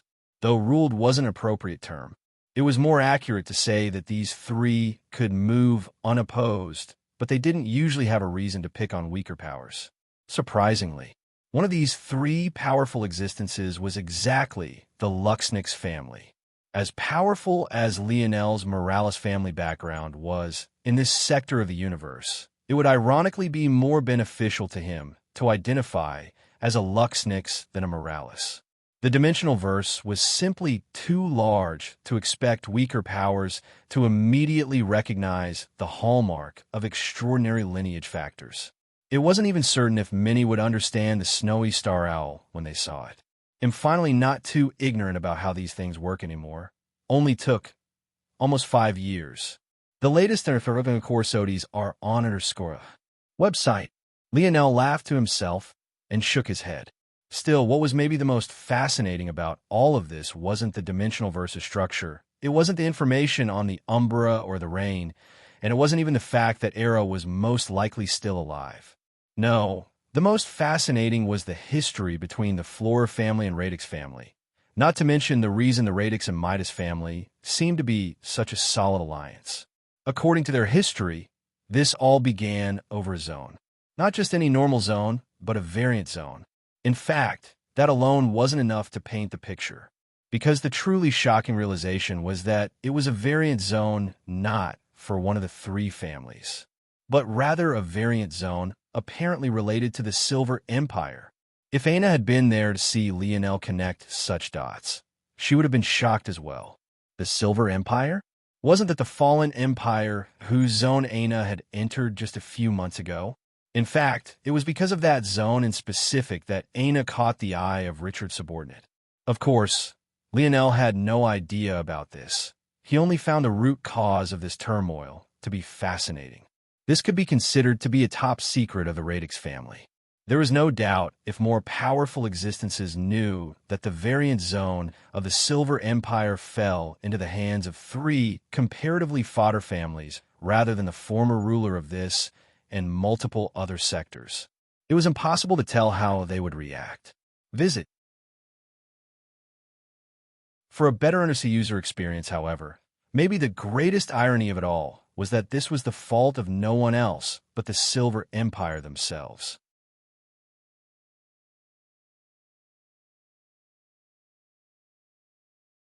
Chapter 1053. The Silver Empire was indeed to blame for this, because they manipulated their zones so that others couldn't learn their secrets. Their variant zone appeared in an obscure part of their empire rather than an easily accessible location. As a result, a zone that might have turned their fortune around fell into the hands of three small families who were still fighting over it to this day. According to the history, the ultimate treasure of the variant zone wasn't claimed by any one of the families. Instead, it ended up split, with the Radix and Midas claiming one half while the Flora family gained the other. Due to the treasure being split, neither group could gain the full and true benefits, and the result was what they saw today. Neither family was able to rise up to the level of the Silver Empire but they weren't necessarily weak either. In terms of the power scaling of this sector, they could be considered to be in the dead center, maybe a tick above. The three families were definitely a restraining force on one another. If not for this, they would likely only be second to the Luxnix family and its two counterparts. But it was because they knew this that their greed for the entire inheritance was so fierce, resulting in all three parties suffering. As for why the Midas and Radix families came together, it was because they shared a half. Only by being together could they resist the Flora family. That also likely meant that the most powerful existences Lionel might have to face in this coming war were the Flora. Lionel's expression went cold as he recalled the practices of the Flora family. These were most definitely individuals that had committed too many sins to be left alone. Lionel took a deep breath and calmed himself. I've wasted enough time. I have to hurry, or else all of this information will be meaningless. Visit for the best no-underscore-ng experience over there. The process for entering the 8i branch will take about a day, and you will need to. Lionel placed down his badge, causing the words of the individual before him to get caught in their throat. The older gentleman didn't know what to say for a long time, his gaze slowly arching up to meet Lionel's own. Realizing his folly, the old man shook his head. Esteemed crafter, forgive me for my rudeness. Please be on your way. A cold sweat covered the old man's forehead. He knew that crafters tended to have terrible tempers, and one as young as this was even more likely to fall into such a category.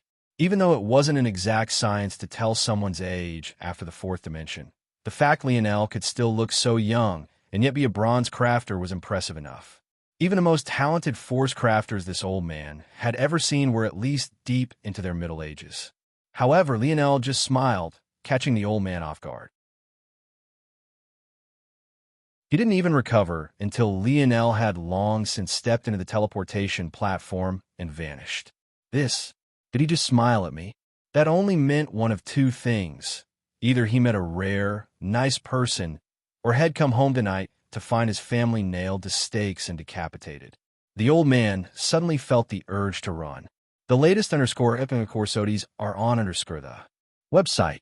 Where is he? Who's here?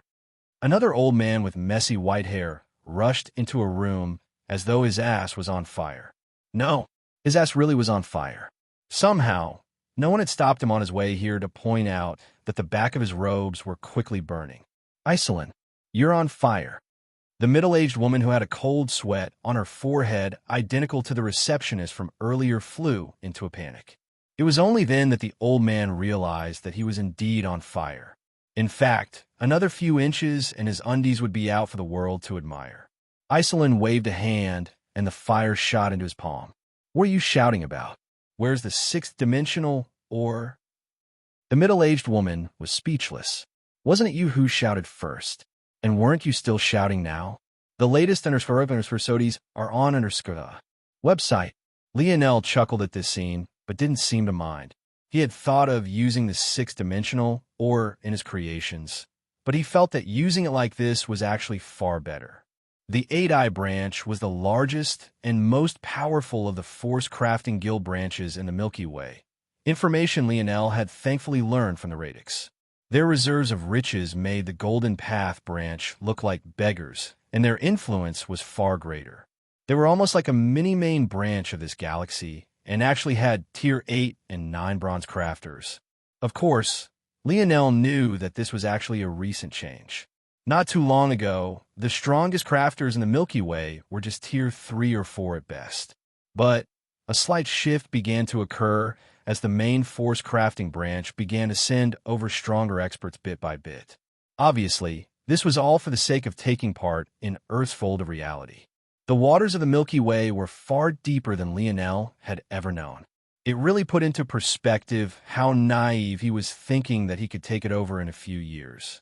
This aside, this made the 8i branch perfect for Lionel to target. So long as they made such a transaction with him, they would be biased toward Lionel to an extreme. Not only would this give Lionel a large amount of funds, but it would make perfect use of the backdoor the Golden Path branch had paved for him. With Lionel befriending the 8i branch with his ores and crafts, It would make it almost impossible for Shield Cross stars to continue to target him freely and would give him some added freedom. Lionel smiled and respectfully greeted Iselin. Visit. For the best known experience, Elder Iselin. I was indeed lucky enough to stumble upon a small ore of sixth-dimensional metals. They're of little use to me now, so I wanted to sell them to your branch.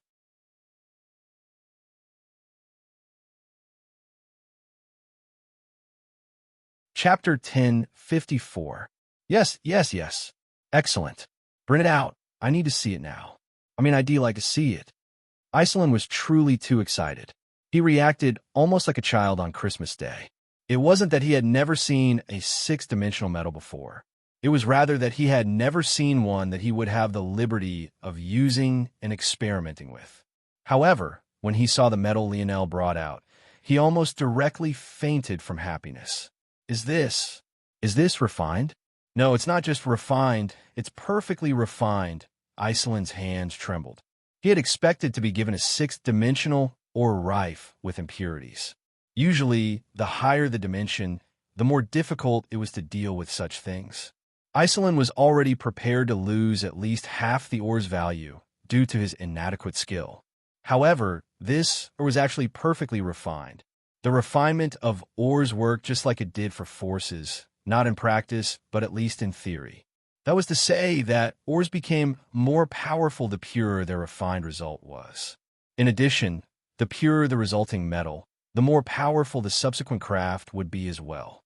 Most only had a single refinement technique they poured their heart and soul into for all their lives. However, Lionel had dozens at his fingertips, and he usually decided which to use depending on the metal he was working with. It could be said that this first step of crafting was among the absolute most important. Visit. For a better user experience, that said, it had to be remembered that this ore was already partially refined by Roxanne, though not perfectly.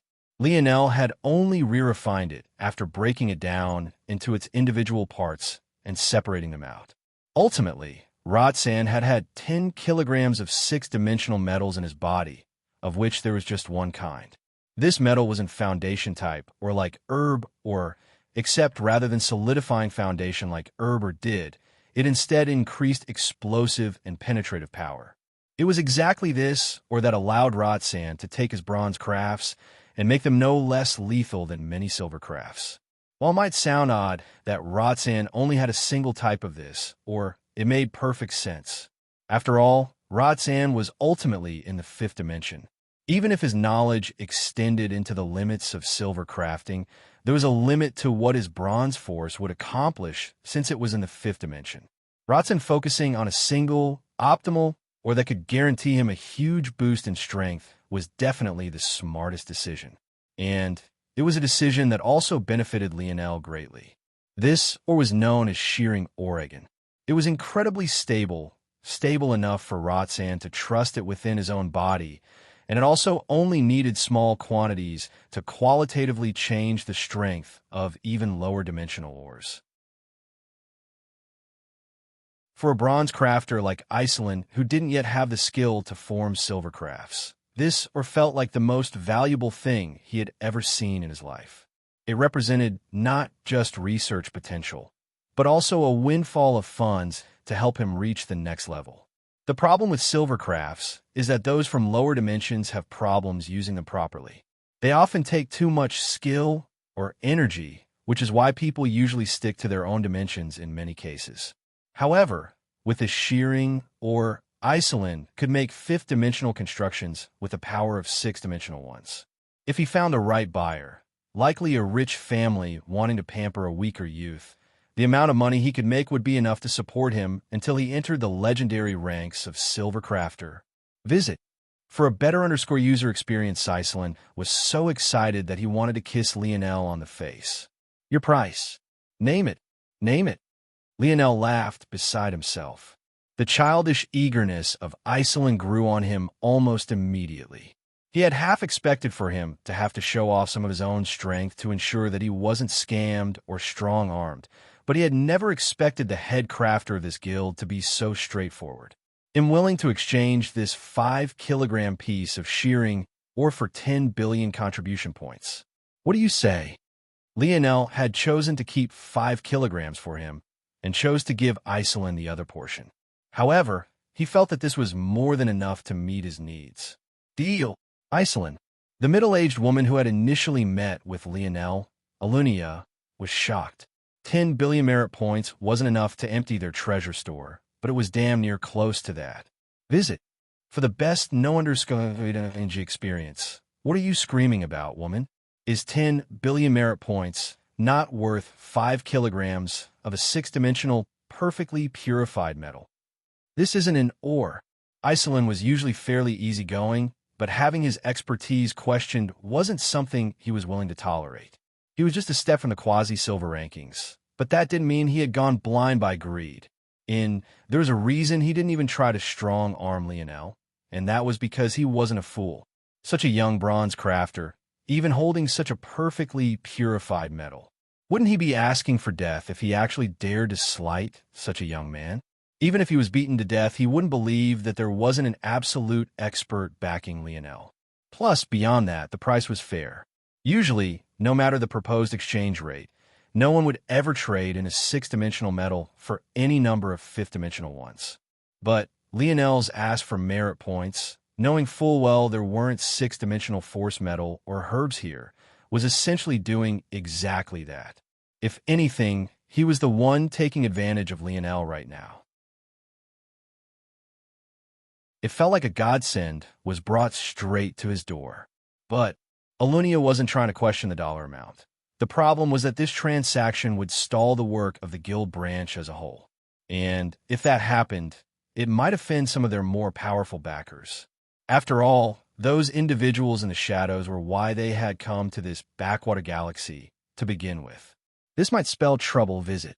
For a better user experience, at least 2 more chapters coming later today. They'll try for 3, but at least 2 for sure.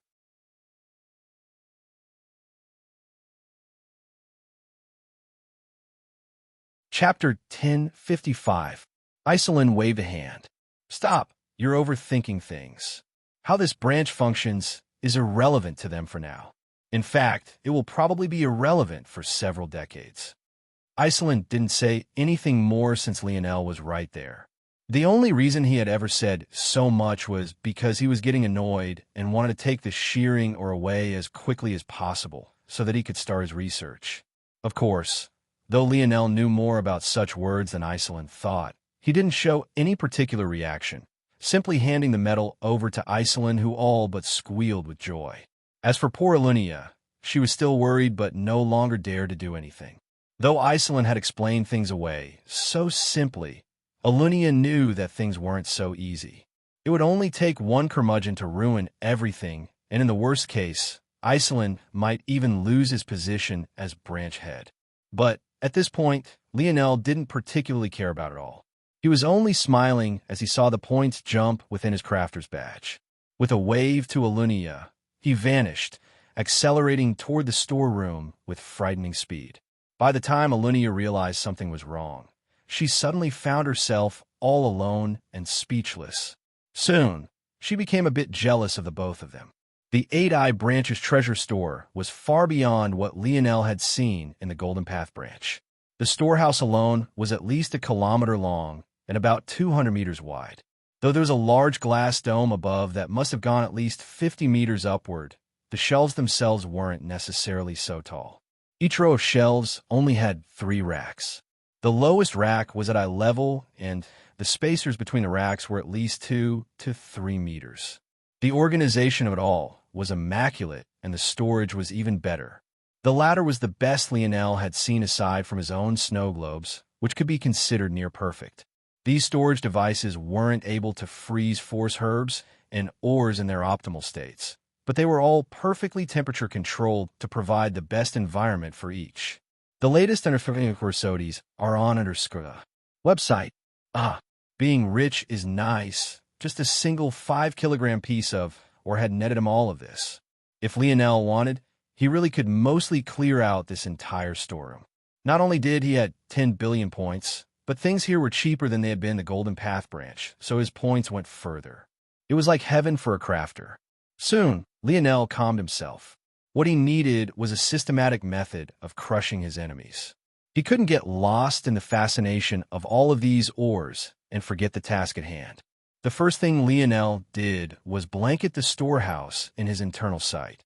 In just a few breaths, he had a replica of the entire place in his mind and could even map out the ideal pathways for reaching anywhere in the most efficient way possible. All right, good. The Umbra family. Great darkness affinity, the root of which is beast blood, not much unlike the Luxnix family and the Snowy Star Owl. The root of their strength is the shadow-tailed fox, and their strongest abilities are their concealment, and unlike other assassin-like families, they have great power output through the use of their tails. Aside from this, they have an immunity to poison and very strong mental defenses. The Rain family.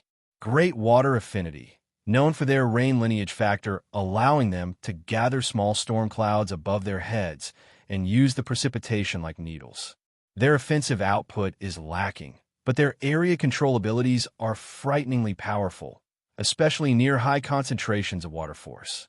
The Flora family. Lionel's dreamscapes sparked and flashed, his mind spinning as he connected the ores around him to crafts he could make. Visit. For the best Nunderfell experience despite the information that Lionel had, what was difficult to nail down was exactly how those families would react to him killing Roxanne. This meant that whatever crafts Lionel formed to counter them had to be mobile and had to work in a variety of environments. Got it. Lionel flashed and vanished. Hours later, Alunia stood within the storehouse with a blank expression on her face. It was she who was responsible for organizing the storehouse, so seeing the state of it now, she felt as though a little piece of her had floated away. Of course, Lionel hadn't left a mess, but the room itself felt so empty now. Rows upon rows of open storage systems lay before her, leaving the aged crafter at a loss for words. Alunia released a deep sigh and walked away. She moved back toward the guild house, making her way to Iceland's quarters and walking in without saying a word. The old man was hunched over his crafter's workbench, the back of his robes still mostly burnt. "Do you know who that kid was?" Alunia said. "HM, why are you interrupting me?" Iceland replied, visibly annoyed. Visit. For a better user experience, he was Lionel Morales. What does this mean to... Wait, what did you say? Lionel Morales. Iceland coughed awkwardly. Tier 4 fugitive Lionel Morales? Yes. Iceland scratched his messy hair. Well, I guess tell Shield Cross Stars that I changed my mind. We can't help them. Alunia was speechless. Couldn't this be considered bribing? Where was his integrity? Right this moment, Lionel, who had left as quickly as possible just to avoid the possibility of being found out too early, was standing before the silver tablet. Of course, Lionel expected Iceland's reaction. After all, by the time he left, it was already too late for the 8-Eye branch to do anything. They were effectively stuck with him now, everything going just as planned. Visit. For the best energy experience that said, Lionel wasn't thinking about that right now. Instead, he had steeled himself and made a decision. He had been saving up his energy to resurrect someone else, but the circumstances called for something different. Lionel stretched his hand forward. It was time to resurrect the Oryx King.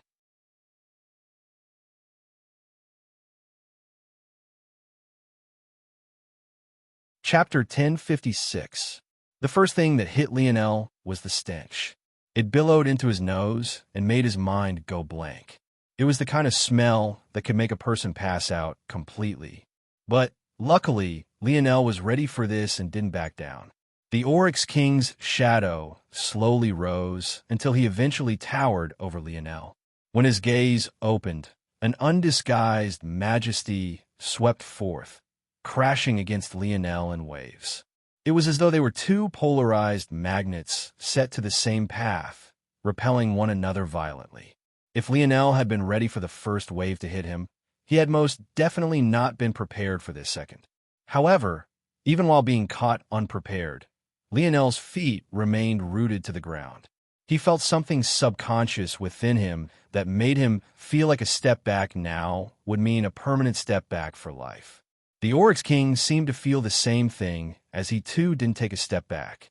Compared to his son, his reaction was much less confused, maybe due to the fact that he immediately entered a state of fight or flight because of Lionel's appearance. A human? No, this boy. Right then, the Oryx King seemed to remember everything up until the very moment of his death. The pores of the Oryx King closed, causing the pervading stench to recede and disperse in the air. He was used to dealing with humans, so he was aware that his own smell was a bit much for them to handle. If he disliked the human, he wouldn't bother to show this empathy. But, clearly, he had a good impression of Lionel. His head tilted down, his gaze landing on the silver tablet. A touch of a complicated emotion colored his irises at that moment, a sigh leaving him. So it really was this thing? Visit. For a better user experience, Lionel's gaze narrowed. He suddenly remembered that during his time in the Valiant Zone, Elther had come to him to convince him to stop attacking the human kingdom, or else the Oryx would be forced to pincer him from the back. Back then, Lionel had realized that the Oryx kingdom obviously feared the humans for some hidden reason, and it wasn't until after he learned of the silver tablet's existence that he understood exactly why.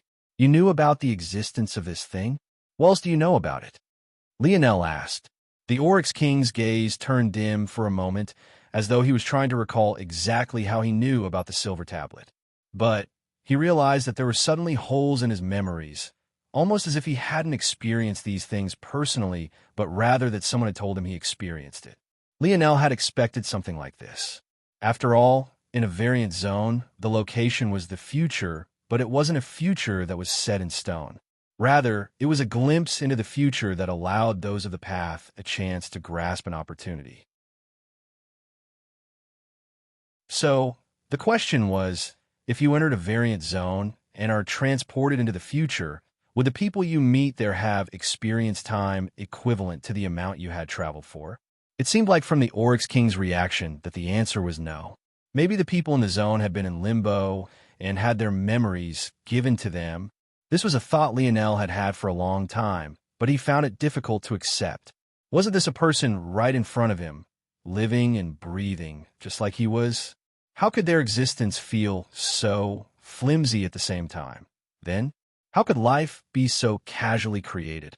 Entry into the Valiant Zone wasn't the first time Lionel had had such a thought. In fact, it all started with the Camelot Zone and how they too entered reality.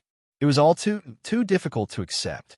The latest and of course are on _a website. For someone who liked to understand exactly how everything worked, it was too much for Lionel to handle, so like most things he couldn't handle, he ignored it. Right now, he couldn't afford to have an existential crisis. The Oryx King shook his head again. All I know about this tablet is that it is a taboo. A great taboo. It shouldn't exist, and I would advise that you use it as sparingly as possible. Though the Oryx King said this, he felt that it would be better if Lionel didn't use it at all.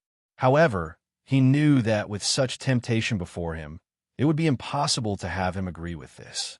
Lionel remained silent for a long while before he sighed. It was impossible for him to not use this tablet. It was too important to his future thoughts and plans. He couldn't be a passive observer anymore. Oryx King, I need your help. Lionel explained things as clearly as possible, not leaving out any details. So you need me to take control of the Oryx, but haven't you forgotten something very important? I am only of the quasi-fifth dimension. In fact, from what it seems like here, even you are more powerful than I am now. Ruling without sufficient strength isn't ruling at all. It is being a figurehead. The Oryx King gazed toward Lionel deeply. It was clear that he believed that this was exactly what Lionel wanted him to be. Visit. For a better user experience, I will help you enter the fifth dimension. Lionel said. In addition, you are an Oryx who has completed your hyper-evolution, so your talent is greater than theirs. This breakthrough will make you far stronger than anyone they have currently. Also, I hope that you and Elther will choose to follow me, but I'm aware that it isn't something I can strong-arm you into doing. Instead, I hope that in exchange for this favor, that you will help me until this war ends. After that, you can make a decision. Follow you. HM? The Oryx King looked toward the tablet blankly. Within human domain, species like his were at a disadvantage. It was impossible to grow without the backing of a human, but it was also impossible, normally, to find a human that wouldn't treat them like cattle to be reared and used. As for the kind of person Lionel was, the Oryx king didn't know. He had a good impression, but a good impression wasn't enough for a king to make a decision. At the same time, though, he was also keenly aware that whether the rest of the Oryx kingdom was resurrected or not lay in Lionel's palms. Why would Lionel continue to spend resources resurrecting people who had no intention of following him? Even if he had a kind heart, he would probably go through all of the humans first, and who knew how long it would take to get to them. All right, I will help you with this war. As for what happens afterward, time will tell. The Oryx king slammed a fist into his chest, causing his ribcage to reverberate like a drum. The latest _SODIes are on the website. Hours later, Lionel was streaking through the skies once more, this time headed back toward Earth X1 at full tilt. Since those families wanted to play, he would play. By the end of today, head clear Earth X1 of all foreign existences.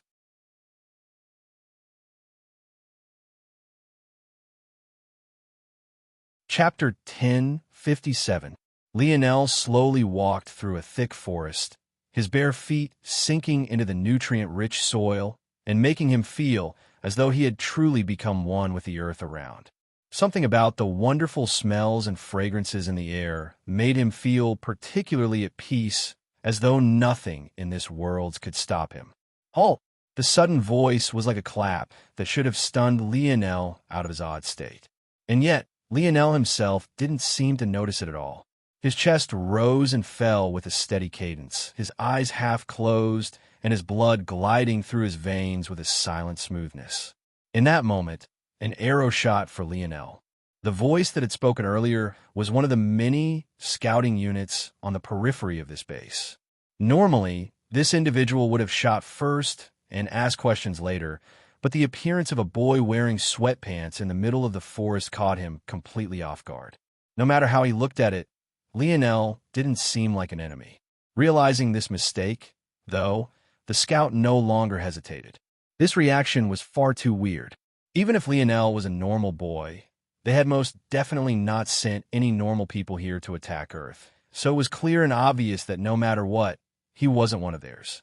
In that case, he would attack first. But the result was completely out of his expectations. Lionel, who had been leisurely walking at a pace that hadn't deviated for even a moment, came to a sudden stop. If things continued like this, the arrow would miss him entirely.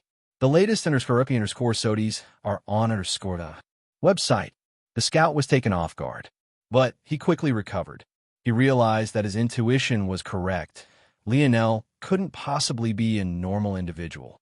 A deep sneer took hold of his features as his finger curled upward. There was a reason he was chosen to be a scout.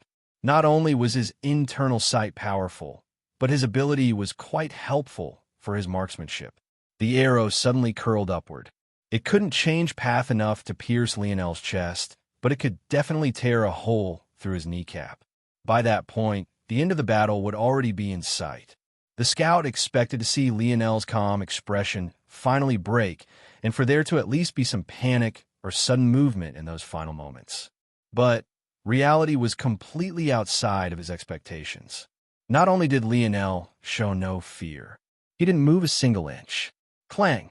The arrow tore through Lionel's sweatpants and seemed to have pierced him. But not even a split second later, the sound of metal clanging against metal resounded through the forest. Lionel took a step forward, his body flickering with dense bronze runes. The sun hanging high in the sky, partially masked by a few white clouds, sent beams through the dense foliage that rebounded and reflected off of his skin. A slight wind whipped by, pressing Lionel's already tight compression shirt even more firmly onto his body. The outline of his torso made it obvious that his already toned stature had become even more so, even the line of his muscle fibers being clear beneath the fabric.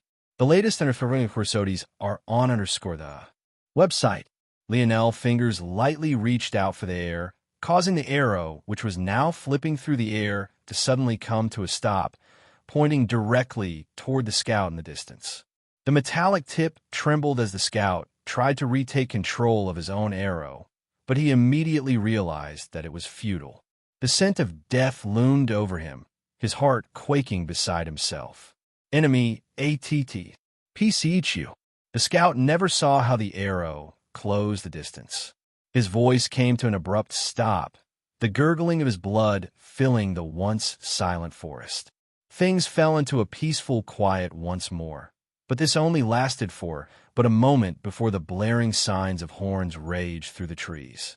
The sound was so loud that the leaves rustled and were stripped from their branches while birds and beasts alike scattered, running for their lives. Lionel didn't seem to notice the noise at all, his finger beckoning forth once again.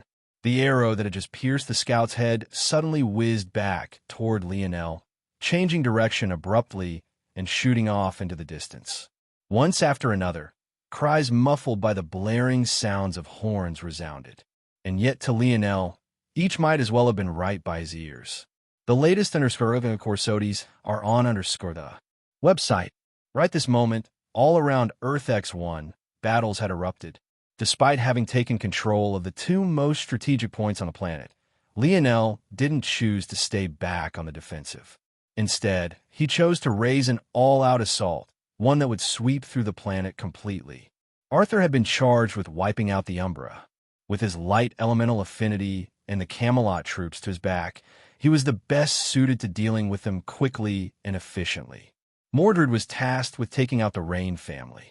Her area of control magic was the best among the Earthlings Lionel knew and had a chance to counter the Rain. At the same time, the strong bodies of the demons who followed her were perfect to deal with the advantages of them as well. Lionel's brothers were tasked with clearing Earth X, one of all Flora family members. These were maybe the strongest experts on this planet, and they were individuals that deserved the attention of as many upper-class talents as possible. Lionel had full faith that his brothers would be able to send them away with their tail between their legs. This only left the remnant of the Krars. This task was left up to Lancelot and what remained of the knights and mages of Camelot. This group would have, by far, the largest numbers and would be perfectly equipped to counter the large number of Krars. By now, it was obvious that this still left one more group. In fact, it was a group of two families, the Radix and the Midas. As for that, wasn't that why Lionel was here? One with metal affinity, the other with fire affinity. For such an enemy, Lionel Morales alone was enough. The latest _sodies are on the website. Second chapter coming.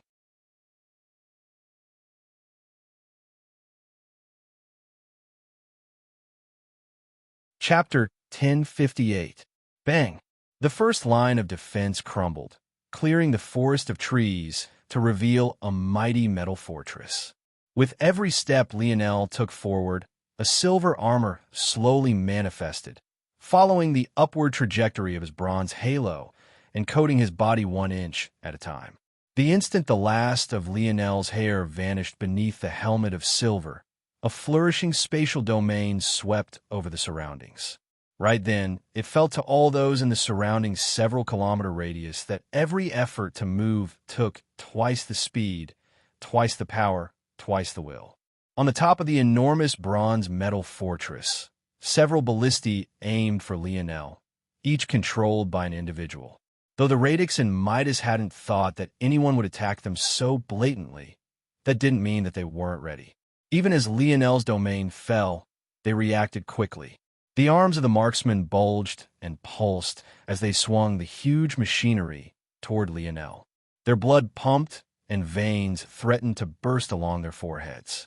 They were strong men and women to begin with, but the abilities of Lionel's divine armor made it feel like they were toddlers trying to pick up something heavy. Lionel's steps didn't slow. The looming metal gates made him sigh inwardly. He had already expected that he wasn't the only one capable of quickly building up a fortress, so that wasn't what made him react this way. These individuals came from their worlds to claim a piece of Earth for themselves. In doing so, the first thing they did was destroy the land. The latest episodes are on the website. Lionel could tell at a single glance what had happened. They had dug out the soil for more than 100 meters, destroying nutrients that had taken thousands of years to build up. They filled that hole with all sorts of metals and stone to build the foundation of their behemoth-like fortress. They shredded the trees, chased away the animals, and completely upturned the balance of the nature. There wasn't a single ounce of respect. Bang! Lionel vanished. In that time, tens of ballistae sent violent beams of energy, drawing a line through the land where Lionel had just been. The massive arrowheads dug deep into the rich soil, causing an eruption of it to be thrust into the air, all while uprooting several trees. It seemed at first glance that Lionel had already been hit. The timing was simply too perfect. By the time the marksman realized that the weight of Lionel's domain hadn't vanished yet, it was already too late. Two heads flew into the air, sparkling fountains of crimson following their arc. Lionel lightly stepped onto the top of the fortress, his armor releasing gentle clinking sounds as he touched down. Space Elemental Master. Visit. For a better user experience, the shout rocked the fortress. The weight of such words were heavy to the greater dimensional verse. The rarity of such existences couldn't be understated, and their impact on a battlefield was even more exaggerated than their rarity. However, due to this, how could powerful families not have certain counters? The moment the words fell, a strong churning took hold of the fortress. It was subtle to most, but Lionel's internal sight had already been placed on high alert. The moment things began to change, he sensed a shift of force and realized that it was being deployed toward a large-scale force art. Lionel concluded his deductions in an instant and sprung into action even faster. His twin-bladed spear had already appeared in his palms, the gaze beneath his visor having touched upon a startling coldness. He no longer saw life and death. He only saw numbers and their computations. Lionel kicked at a ballistae, sending it flying across the ramparts. Under a combination of his strength and his metal control, the heft of the projectile system alone crushed everything in its path. The harsh sound of screams and shattering bone and flesh resounded. Lionel didn't stay to watch the end result, nor did he need to. With his internal sight, everything was under his control.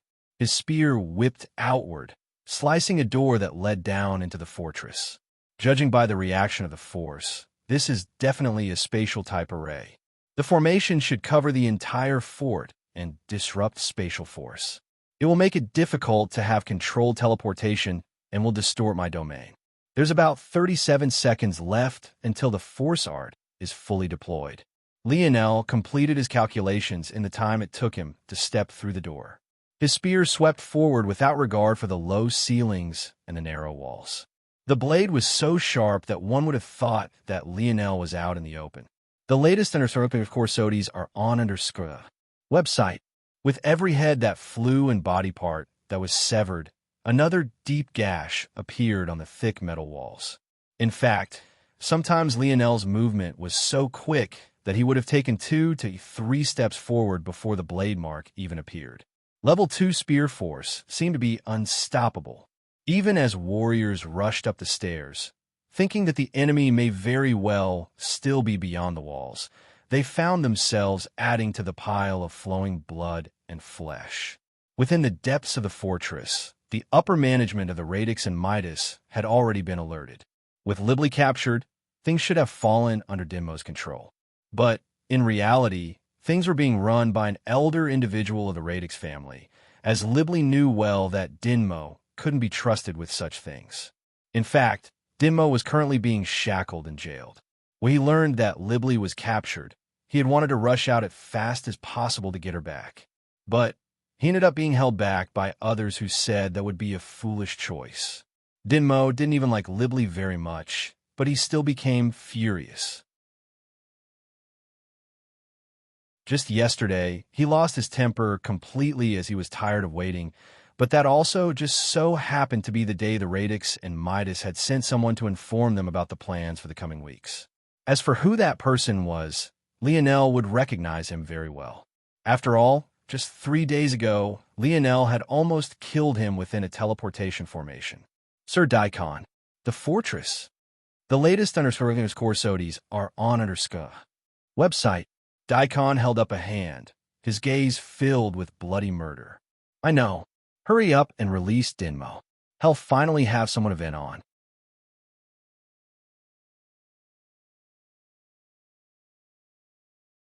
Chapter 10:59, 34 seconds.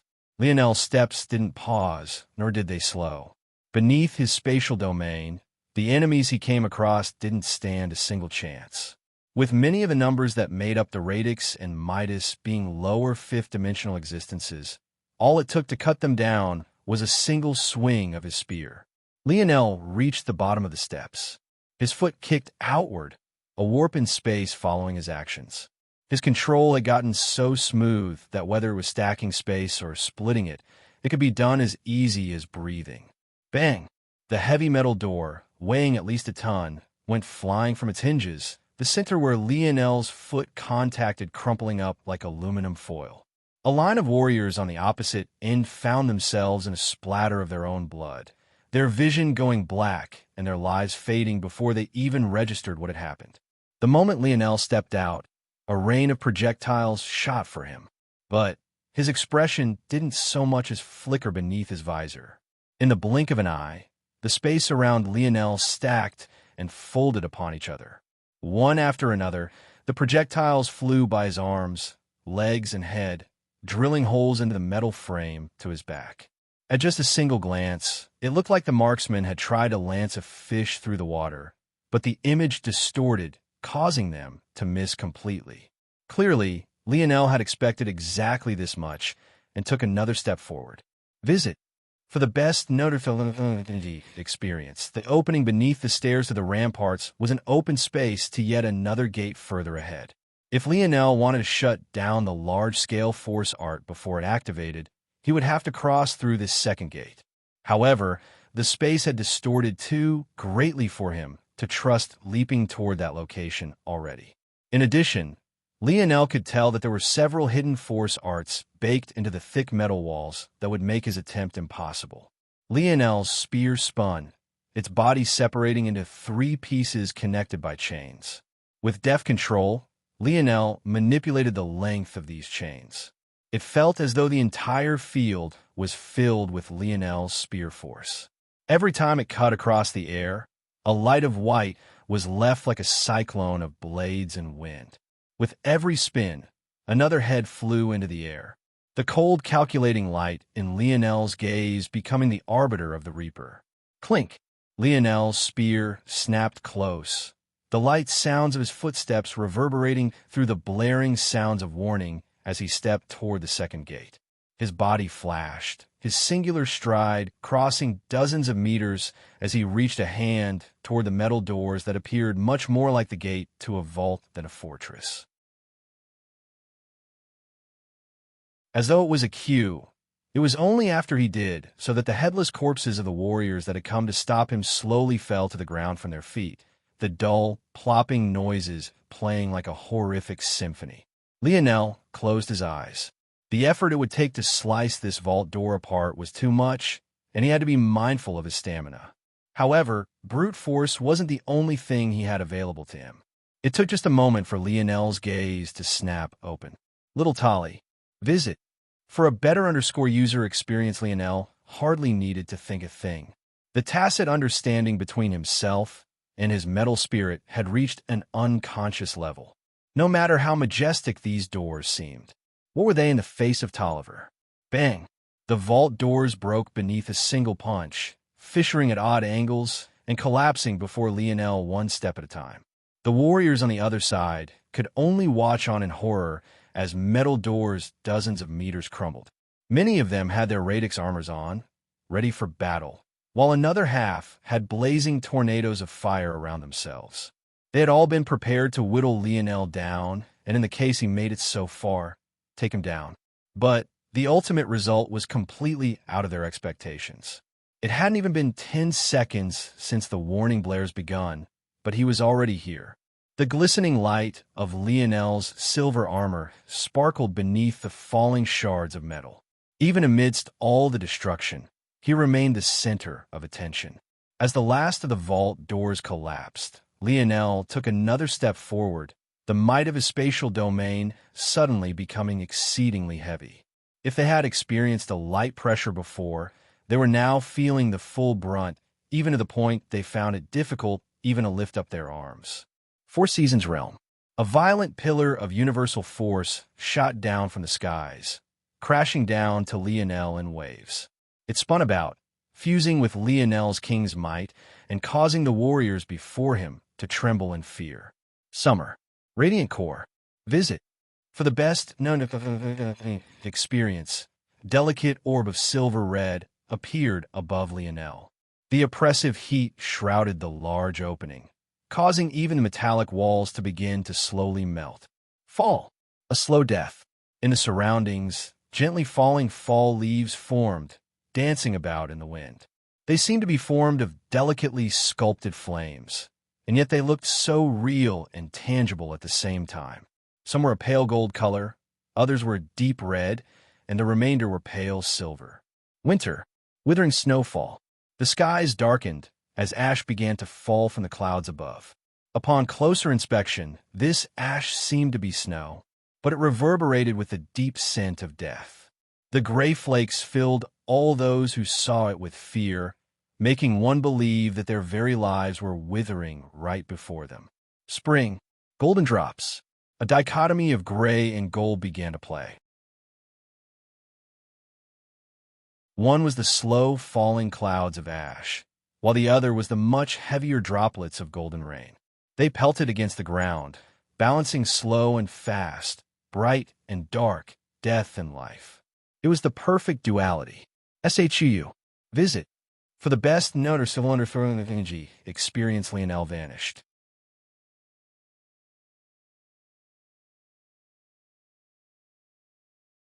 Chapter 1060. The warriors immediately understood what they were seeing. There were a few of them who had mastered one or two facets of the Four Seasons realm, but a complete cycle was something rarely seen. It was enough to make them stunned for just a moment. It had to be remembered that just because many people of Earth had grasped the full cycle, including Old Man Hutch, Arnold, and Noah, to others, even in six-dimensional worlds, they may very well go their entire lives without meeting even one such person. However, that was all it was, rare. It wasn't enough for them to feel fear, or at least it shouldn't be. The Four Seasons realm was good for helping someone of the fourth dimension to cross the barrier and challenge those of the fifth. But after stepping into the fifth dimension, it should have become less useful than true fifth-dimensional force. So, why the hell was it that this Four Seasons realm seemed to be so powerful? Before they could even get their answer, Lionel had appeared before the first Radix family member. He was a man of Tier 6 and an individual greatly confident in his strength. If not for this, he wouldn't dare to stand at the vanguard and hold his ground. He reacted quickly to Lionel's arrival, swinging a chainsaw arm down toward Lionel. Though his confidence had waned somewhat, it wasn't enough to erase decades of training. There was simply no way that he would freeze up in such a critical situation. Unfortunately, Lionel's radiant core appeared before the swinging chainsaw. A strong repulsion force suddenly formed, powerful electromagnetic forces bombarding against the assault until it found itself completely unable to move forward. At the same time, the heat was so overwhelming that the warrior felt as though his own mech suit had become an oven, his components melting all around him. The latest _open_SODIes are on _the website. He was stunned into silence. How? How could it be so hot? These were the last thoughts he had before Lionel's spear ran through the back of his head. Before he had even fallen, Lionel had shot away, a path of gold appearing beneath his feet. Everywhere Lionel appeared, his radiant core would lead his vanguard. Its abilities seemed to practically be untouchable. Its repulsion forces were exceedingly strong. The heat it gave off was even stronger, but its hidden danger was even more devastating than any of this. It wasn't just fire force, it seemed to carry the effects of radiation. When it wasn't touching you, its existence was oppressive enough. However, the moment it did touch you, it felt like you would crumble long before you even began to melt. This was the power of radiant fire force.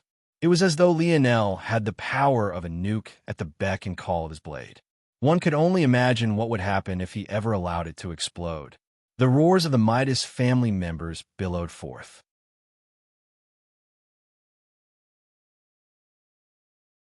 The massacre of the Radix was so completely one-sided that they realized it was impossible to stay idle any longer, and many charged forth, completely disregarding the consequences. However, Lionel's movements didn't slow in the slightest. The latest _episodes are on the website. Everywhere he appeared, he effectively cut off the charge of the Midas. It was clear that they hadn't been able to get into proper formation before Lionel appeared, or else they wouldn't have been so helpless. The Radix fell one after another, Lionel's clever footsteps using their half-collapsed corpses like shields as he shot through the battlefield. At that moment, a Tier 7 existence of the Midas furiously roared. It was clear that the Radix relied too much on their suits of armor to fight Lionel. The combination of Lionel's fire affinity and variant earth affinity was too much for them to handle. If they wanted to even out this battle again, they would have to be far cruder. Without regard for his comrades, the Midas warrior burst through, knocking several members of the Radix completely out of the way. He made a straight line for Lionel, his body billowing with flames and sulfur. There was something decidedly murderous about his eyes, and there was an explosiveness beneath his muscles that caused the layered space around Lionel to crack and crumble. But it was exactly then that the most horrible sight the Midas and Radix had seen since this war began occurred. A light breeze passed by, causing a gentle fall of ash to press against the cyclone of flames around the warrior's body. It seemed for a moment that he would just be able to shrug them off, but the reality was completely out of his expectation. Just the delicate petals of ash seemed to suffocate the flames like a blanket.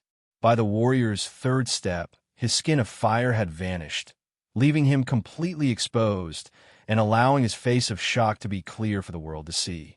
The latest _episodes are on the website. However, before he could react to just what had happened, a droplet of gold fell onto his skin. The warrior was shocked by the heaviness, but other than this, there wasn't anything special about it. His body was far too powerful to worry about such a small, meaningless attack. Even though it left holes in the metal, he was far sturdier than that. But then a second fell, then a third, then a fourth. Very quickly, it became obvious that the golden droplets weren't harming him, but were rather spreading along his skin. The man was slowly becoming a golden sculpture, and his movements became more languid and labored. His every step became heavy, and his knees buckled beneath his weight. His jaw popped with veins as he stretched for Lionel, but it was all meaningless as the last droplet fell, covering his face completely. At that moment, the fluttering fall leaves fell upon the man's body. Soon, he became like a collage of tree leaves, covered by an assortment of pale colors. Others rushed to try to save the man, but reality was cruel. The moment a second Midas touched him, the man crumbled, his body falling into a pile of ash. Visit. For a better user experience, the beautiful fall leaves fluttered away, painting a gorgeous scenery. No one could ever guess the horror hidden within them just from this image alone.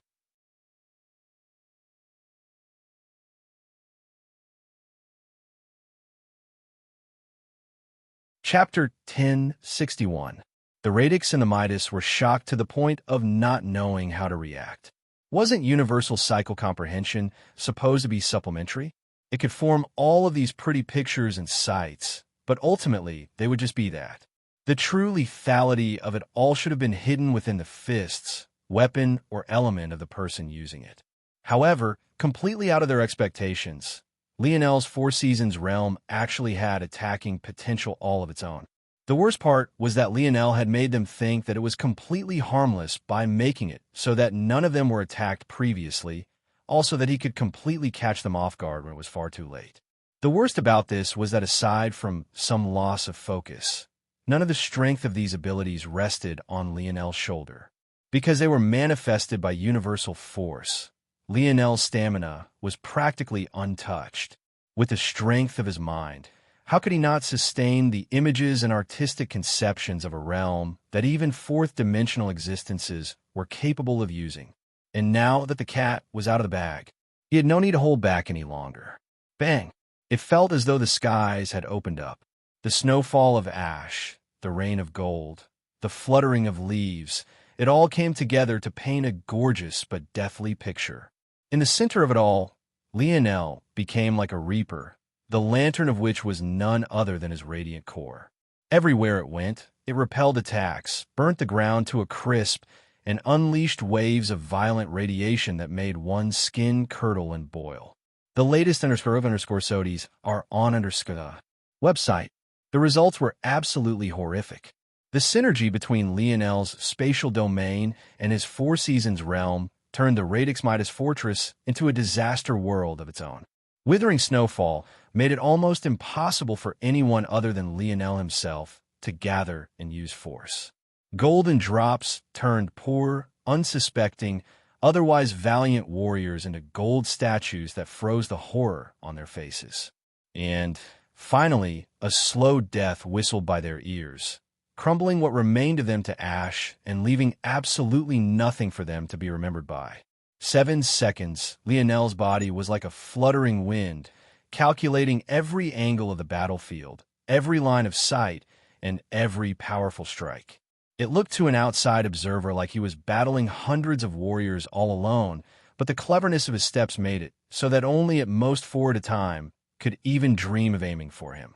At the same time, the various stacking effects of his area control skills made it almost impossible for these 4 to gain any sort of support. Lionel's toes lightly tapped against the ground, the halo above his head vibrating slightly as he vanished.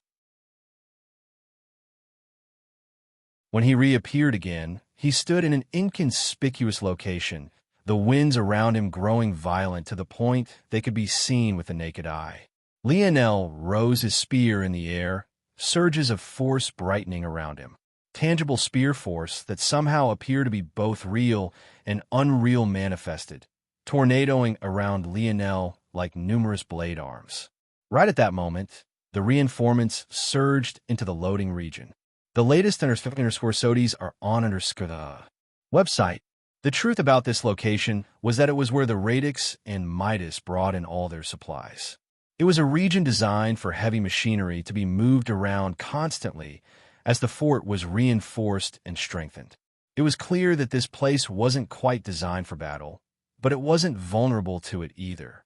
Though enemies were never meant to make it past the second gate, that didn't mean they weren't ready for the worst-case scenario. This was exactly why the design of the Radix was so clever. In this sort of large region, littered with heavy machinery to the sides and with walls blanketed with thick silvery metals, one would never expect to find the core of this fort's formations here either. The others had likely believed that Lionel would rush off to the core of the base, hurrying toward their decoy. They didn't believe that anyone could deduce the true location of the formation even with time, let alone in the less than minute it had been since Lionel entered this place. Unfortunately, reality was cruel. Daikon, who had just followed Dinmo in to watch as they forced Lionel toward a slow and agonizing death, suddenly froze. Stop him! It was far too late for that. Bang! The latest _SODIs are on website. Lionel's radiant core crashed toward the thick metal ground first. It hovered between the metal and Lionel's spear, violent swirls of spear force suddenly beginning to spin around it faster and faster. It seemed on the surface that the most powerful ability of Lionel's radiant core was its radiation. But Lionel was of a vastly different opinion. When one thought of a planet, what was its most powerful force? Lionel didn't feel comfortable taking little Tali out in such a large-scale battle. He had already almost gotten his partner hurt being too reckless back on planet Solara, and he had no intention of making the same mistake again. So He would just have to show these people his most powerful attack in this state. The radiant core took hold of Lionel's force, bending it into a violent orbit. It all happened in the blink of an eye. In one moment, Lionel had pierced downward. In the next, a vortex of force tore through the ground like a diamond drill bit, ripping the thick metal apart as though it was nothing more than thin sheets of paper. Lionel had hardly dug a meter deep before the radiation of the radiant core took hold, vaporizing the force art hidden below and causing the accumulating force to disperse. With a light breath, Lionel retracted his spear, his back straight and a deep hole of black before him. The fortress quaked beneath his strike, even as his silver armor glistened beneath the silver-red hues of his miniature star. Visit for a better user experience.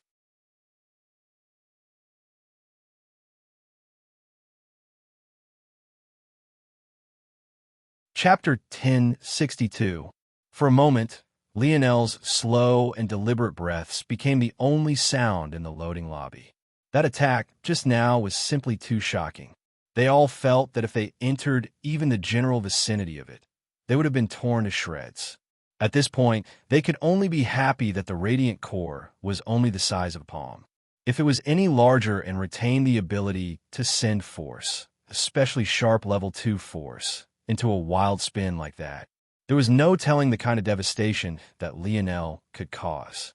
As for Daikon and the members of the Radix family, their level of shock was even beyond the Midas. If it was the other regions of the fort, they might still be able to accept it. However, beneath the thick metal flooring, there was a highly compressed fifth-dimensional metal, processed via a special technique. The result was a metal alloy only marginally weaker than true sixth-dimensional metals. Though Daikon had roared out to stop Lionel, that was only meant to be a diversion tactic. He had, in fact, wanted Lionel to go all out. In the worst case for Lionel, he would end up killing himself. Even in the best case, his weapon should have been shattered and he should have suffered some terrible backlash. By then, the battle would be over. Of course, in the latter case, Daikon had no idea just how many quasi-silver spears Lionel had in his possession. However, the result was completely unlike anything Daikon had guessed, and he couldn't wrap his head around why. Even though that attack was powerful, it shouldn't be sixth-dimension powerful. Just what was going on? Earth affinity? Daikon was formulating a thought in his mind, but, unfortunately for him, he wouldn't have the breathing room to finish it. The latest _SODIs are on website.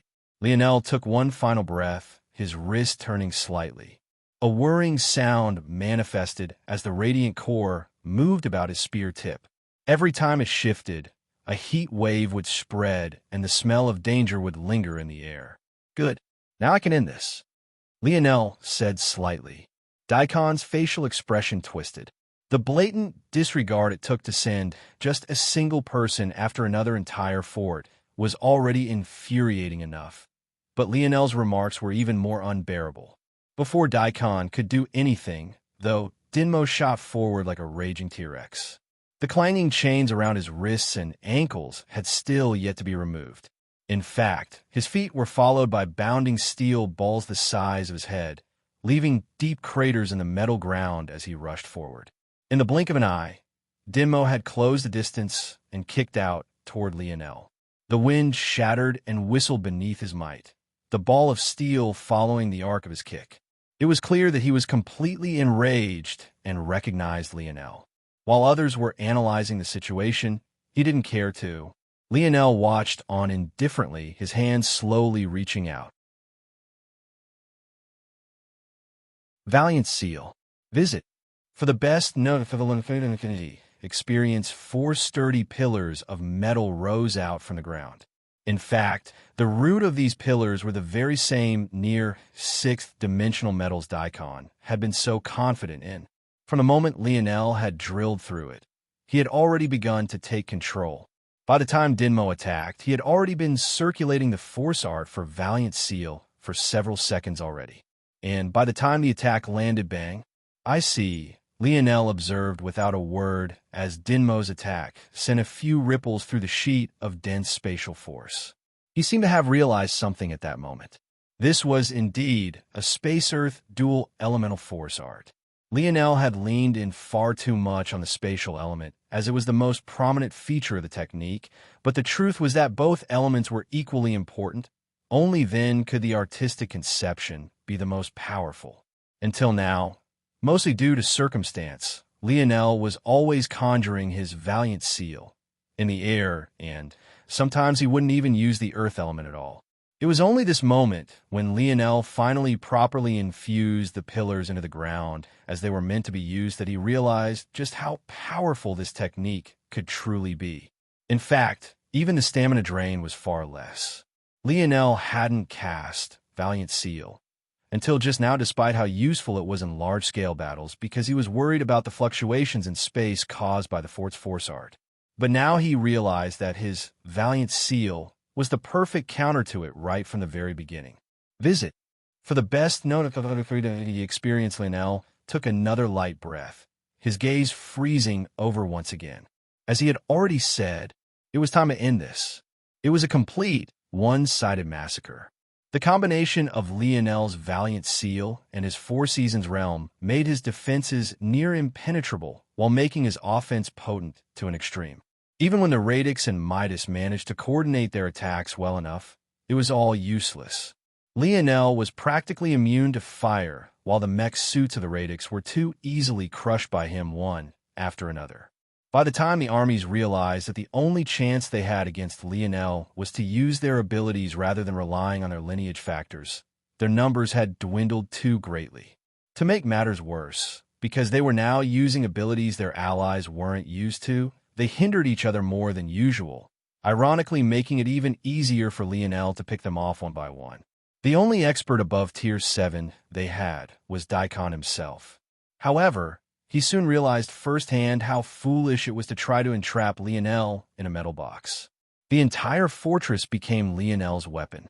He remained hidden within his Valiant Seal, indifferently watching as he pestered Daikon to death. When the latter was at the end of his rope and prepared to take things to an extreme, he found an arrow right between his brows. 2. Powerful. The latest understanding of Forsodes are on the website. These were the last words he could say before his head imploded into a rain of blood and gore.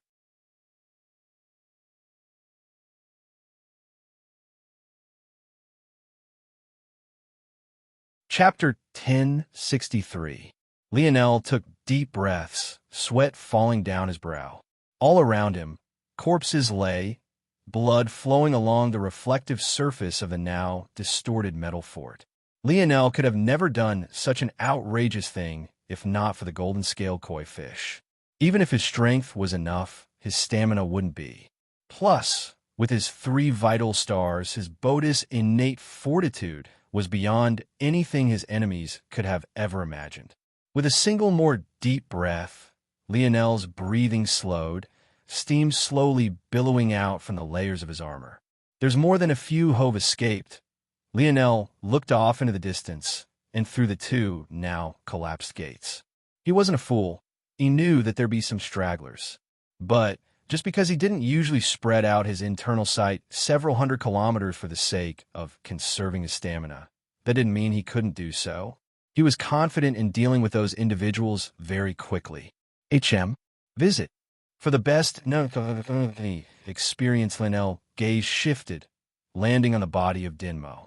He's alive? Daikon was most definitely dead. There was no way that anyone could survive having their head imploded like that. Well, maybe not nobody. At the very least, Aerith somehow managed to survive having her chest destroyed. However, Dinmo himself seemed to have survived Lionel's assault. With deliberate strides, Lionel made it to Dinmo's side and looked him up and down. Truthfully, Lionel was very interested in completing the Silver Empire's legacy, but not for himself. Lionel wasn't entirely sure what the complete inheritance was. However, logically speaking, it should be very powerful. Though, there was a chance it could be mediocre as well.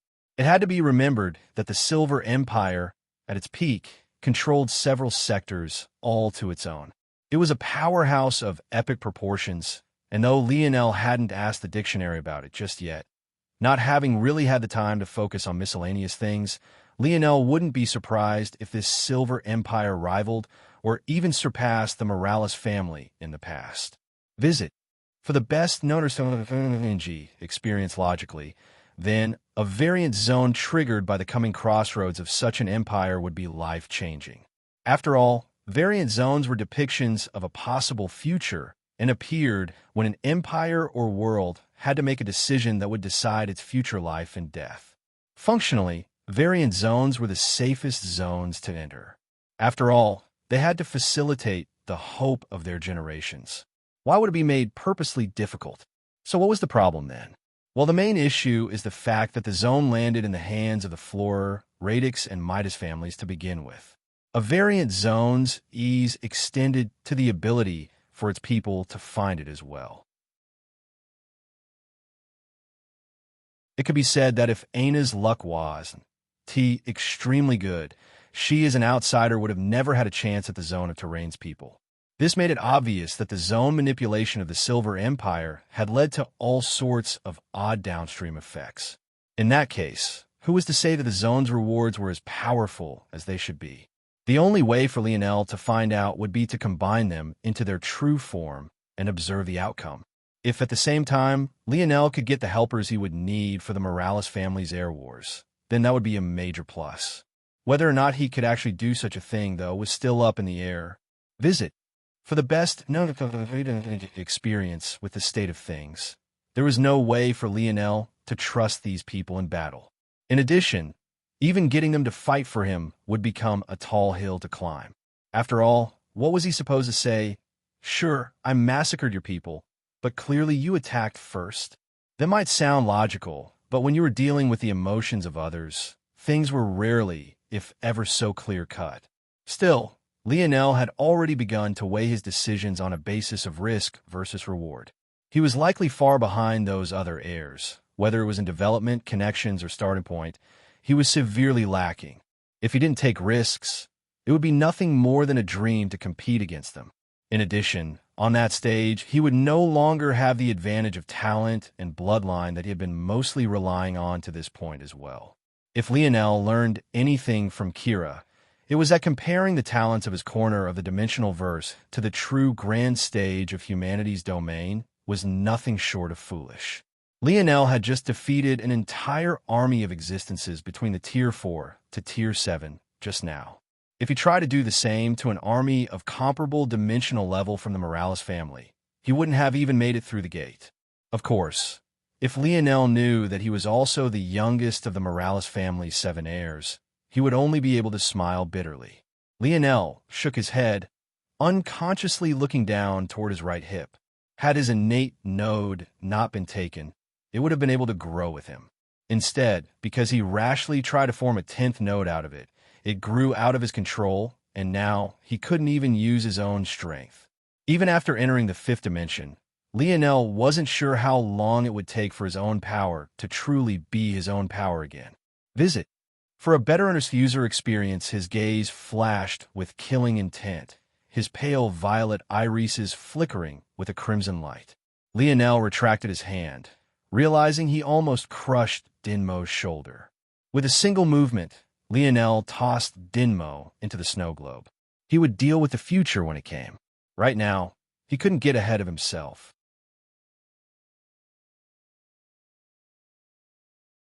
He couldn't make Earth the center of his kingdom if it was taken by others.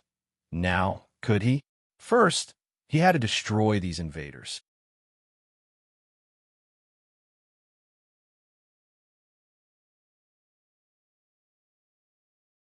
Chapter 1064.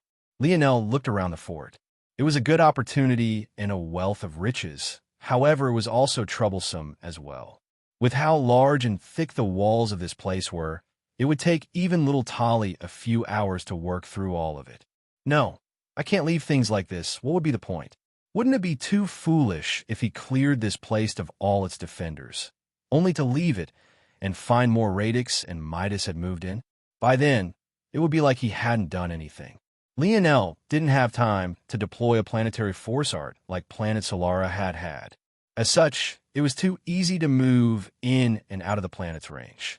If Lionel left things here like this, the results were too obvious. Little Tolly, he'll be back. Lionel tossed little Tolly at the massive fort and vanished. He still had a few radix and Midas to hunt down. By the time Lionel came back, the fort was razed to the ground, leaving nothing but a deep square down to the bedrock of the planet. Within this deep pit, large, perfectly spherical piles of metals lay. Just from these piles alone, there was over 500,000 kilograms of herb Oregon visit. For the best known experience, Lionel was speechless. Every single last ounce was fifth-dimensional. Was this the wealth of a sixth-dimensional world? This wasn't even meant to be their main fort. They originally wanted to claim on of the lake crossings. Just what kind of behemoth would they have built over there? At this moment, Lionel could only feel inadequate. My bounty was only 10,000 kilograms? Am I just a petty criminal? What the hell is this? Compared to the piles of herb, the rest was practically worthless to Lionel. It suddenly forced him to realize that he was much too poor. If a mid-level sixth-dimensional world was this wealthy, what about peak sixth-dimensional ones? Seventh-dimensional ones? Peak seventh-dimensional ones, like the Morales family? Lionel was truly speechless. He had been controlling little Tolly from afar with his internal sight, but he didn't truly register just how much there was until right this very moment. And despite all of that, Lionel felt that it was completely useless. He could probably buy a whole planet with this amount of money in the Milky Way, but what was the point? It took this moment for Lionel to realize just how small his scope on things was. Visit. For a better user experience, he was scratching and clawing for wealth in this tiny little corner of the universe, while there were real whales out there laughing at his efforts. Even his own grandfather was probably laughing at him. He didn't even have to lift a finger to make thousands of times what Lionel had to lay his life on the line to get. Why did he waste his time going for these small fry, then? He was worrying about the wrong things. No. It wasn't that he was worrying about the wrong things. It was rather that he needed to work smarter, not harder. He was wasting his efforts and had to target the appropriate things. What good was it to build a shop on Earth so he could accept the patronage of people even poorer than himself? It was a waste of time. Noted, Lionel thought to himself. Lionel took the pillars of a near sixth-dimensional metal and placed them within a spatial ring. Then, he stored the herb ore away before sweeping a gaze over the remaining metals. Unsurprisingly, they were all related to defense, whether that was force absorption, shock absorption, or just overall sturdiness. They would be greatly helpful in upgrading the cubes, but Lionel had a feeling that the next wave of battles wouldn't be occurring on Earth X1. Lionel sent his senses toward the silver tablet. He didn't want to do this, but he knew that he would have to. His current strength wasn't enough, and if he wanted to use his trump cards, he had no choice. Before, he hadn't had enough resources to do it. But after exchanging his merit points at the 8-Eye branch, he had reached his quota. It was time to push his metal body up to Tier 9. Though it would make his subsequent uses of the silver tablet cost more energy, Lionel had once again decided that the trade-off was worth it. The latest _up_SODIs are on website. Not only this, but he would also have to use the silver tablet for one more thing. Once that was complete, the rest would be left up to fate. Not that Lionel had any intention of relying on such an enigmatic thing. Little koi fish, it's time to work. The battles across Earth X1 began to end one after another. The shock of Earth's sudden and aggressive counterattack left the invaders stunned. They had never expected that Earth would choose to do this despite having the clear defensive advantage. Their aggressiveness was outside the calculations of even the Radix, let alone the others. But this was only the tip of the iceberg. Each assault unit was seemingly equipped with perfect counters to them all. The Umbra suddenly found that it was difficult to call upon dark elemental force. The Rain suddenly found that the weather itself was fighting against the formation of their clouds. The Krars was steamrolled, the number of machinery overwhelming their great population, leaving them without a choice but to surrender or be massacred. Each experienced a fate worse than the last. Visit. For a better_user experience reports of what was happening on Earth X, one returned to the approaching fleet of invaders as they cut across the stars. But it only served to accentuate the counterattack of those on Earth X2 as well. Those invaders experiencing a story that was all too familiar. Fury bubbled forth as the fleet traveled through the depths of space, hearing the cries of their fellow clansmen ringing in their ears. Their blood boiled. They wanted nothing more than to see Earth dyed crimson. You're tuning in to the Romance Rendezvous YouTube channel. We're so grateful for your support, and don't forget to subscribe to join us on this incredible journey through captivating stories. Your generosity through donations truly makes a world of difference, as it's the primary source of revenue that allows me to expand and enhance this channel for you. Thank you from the bottom of my heart for being a part of this adventure.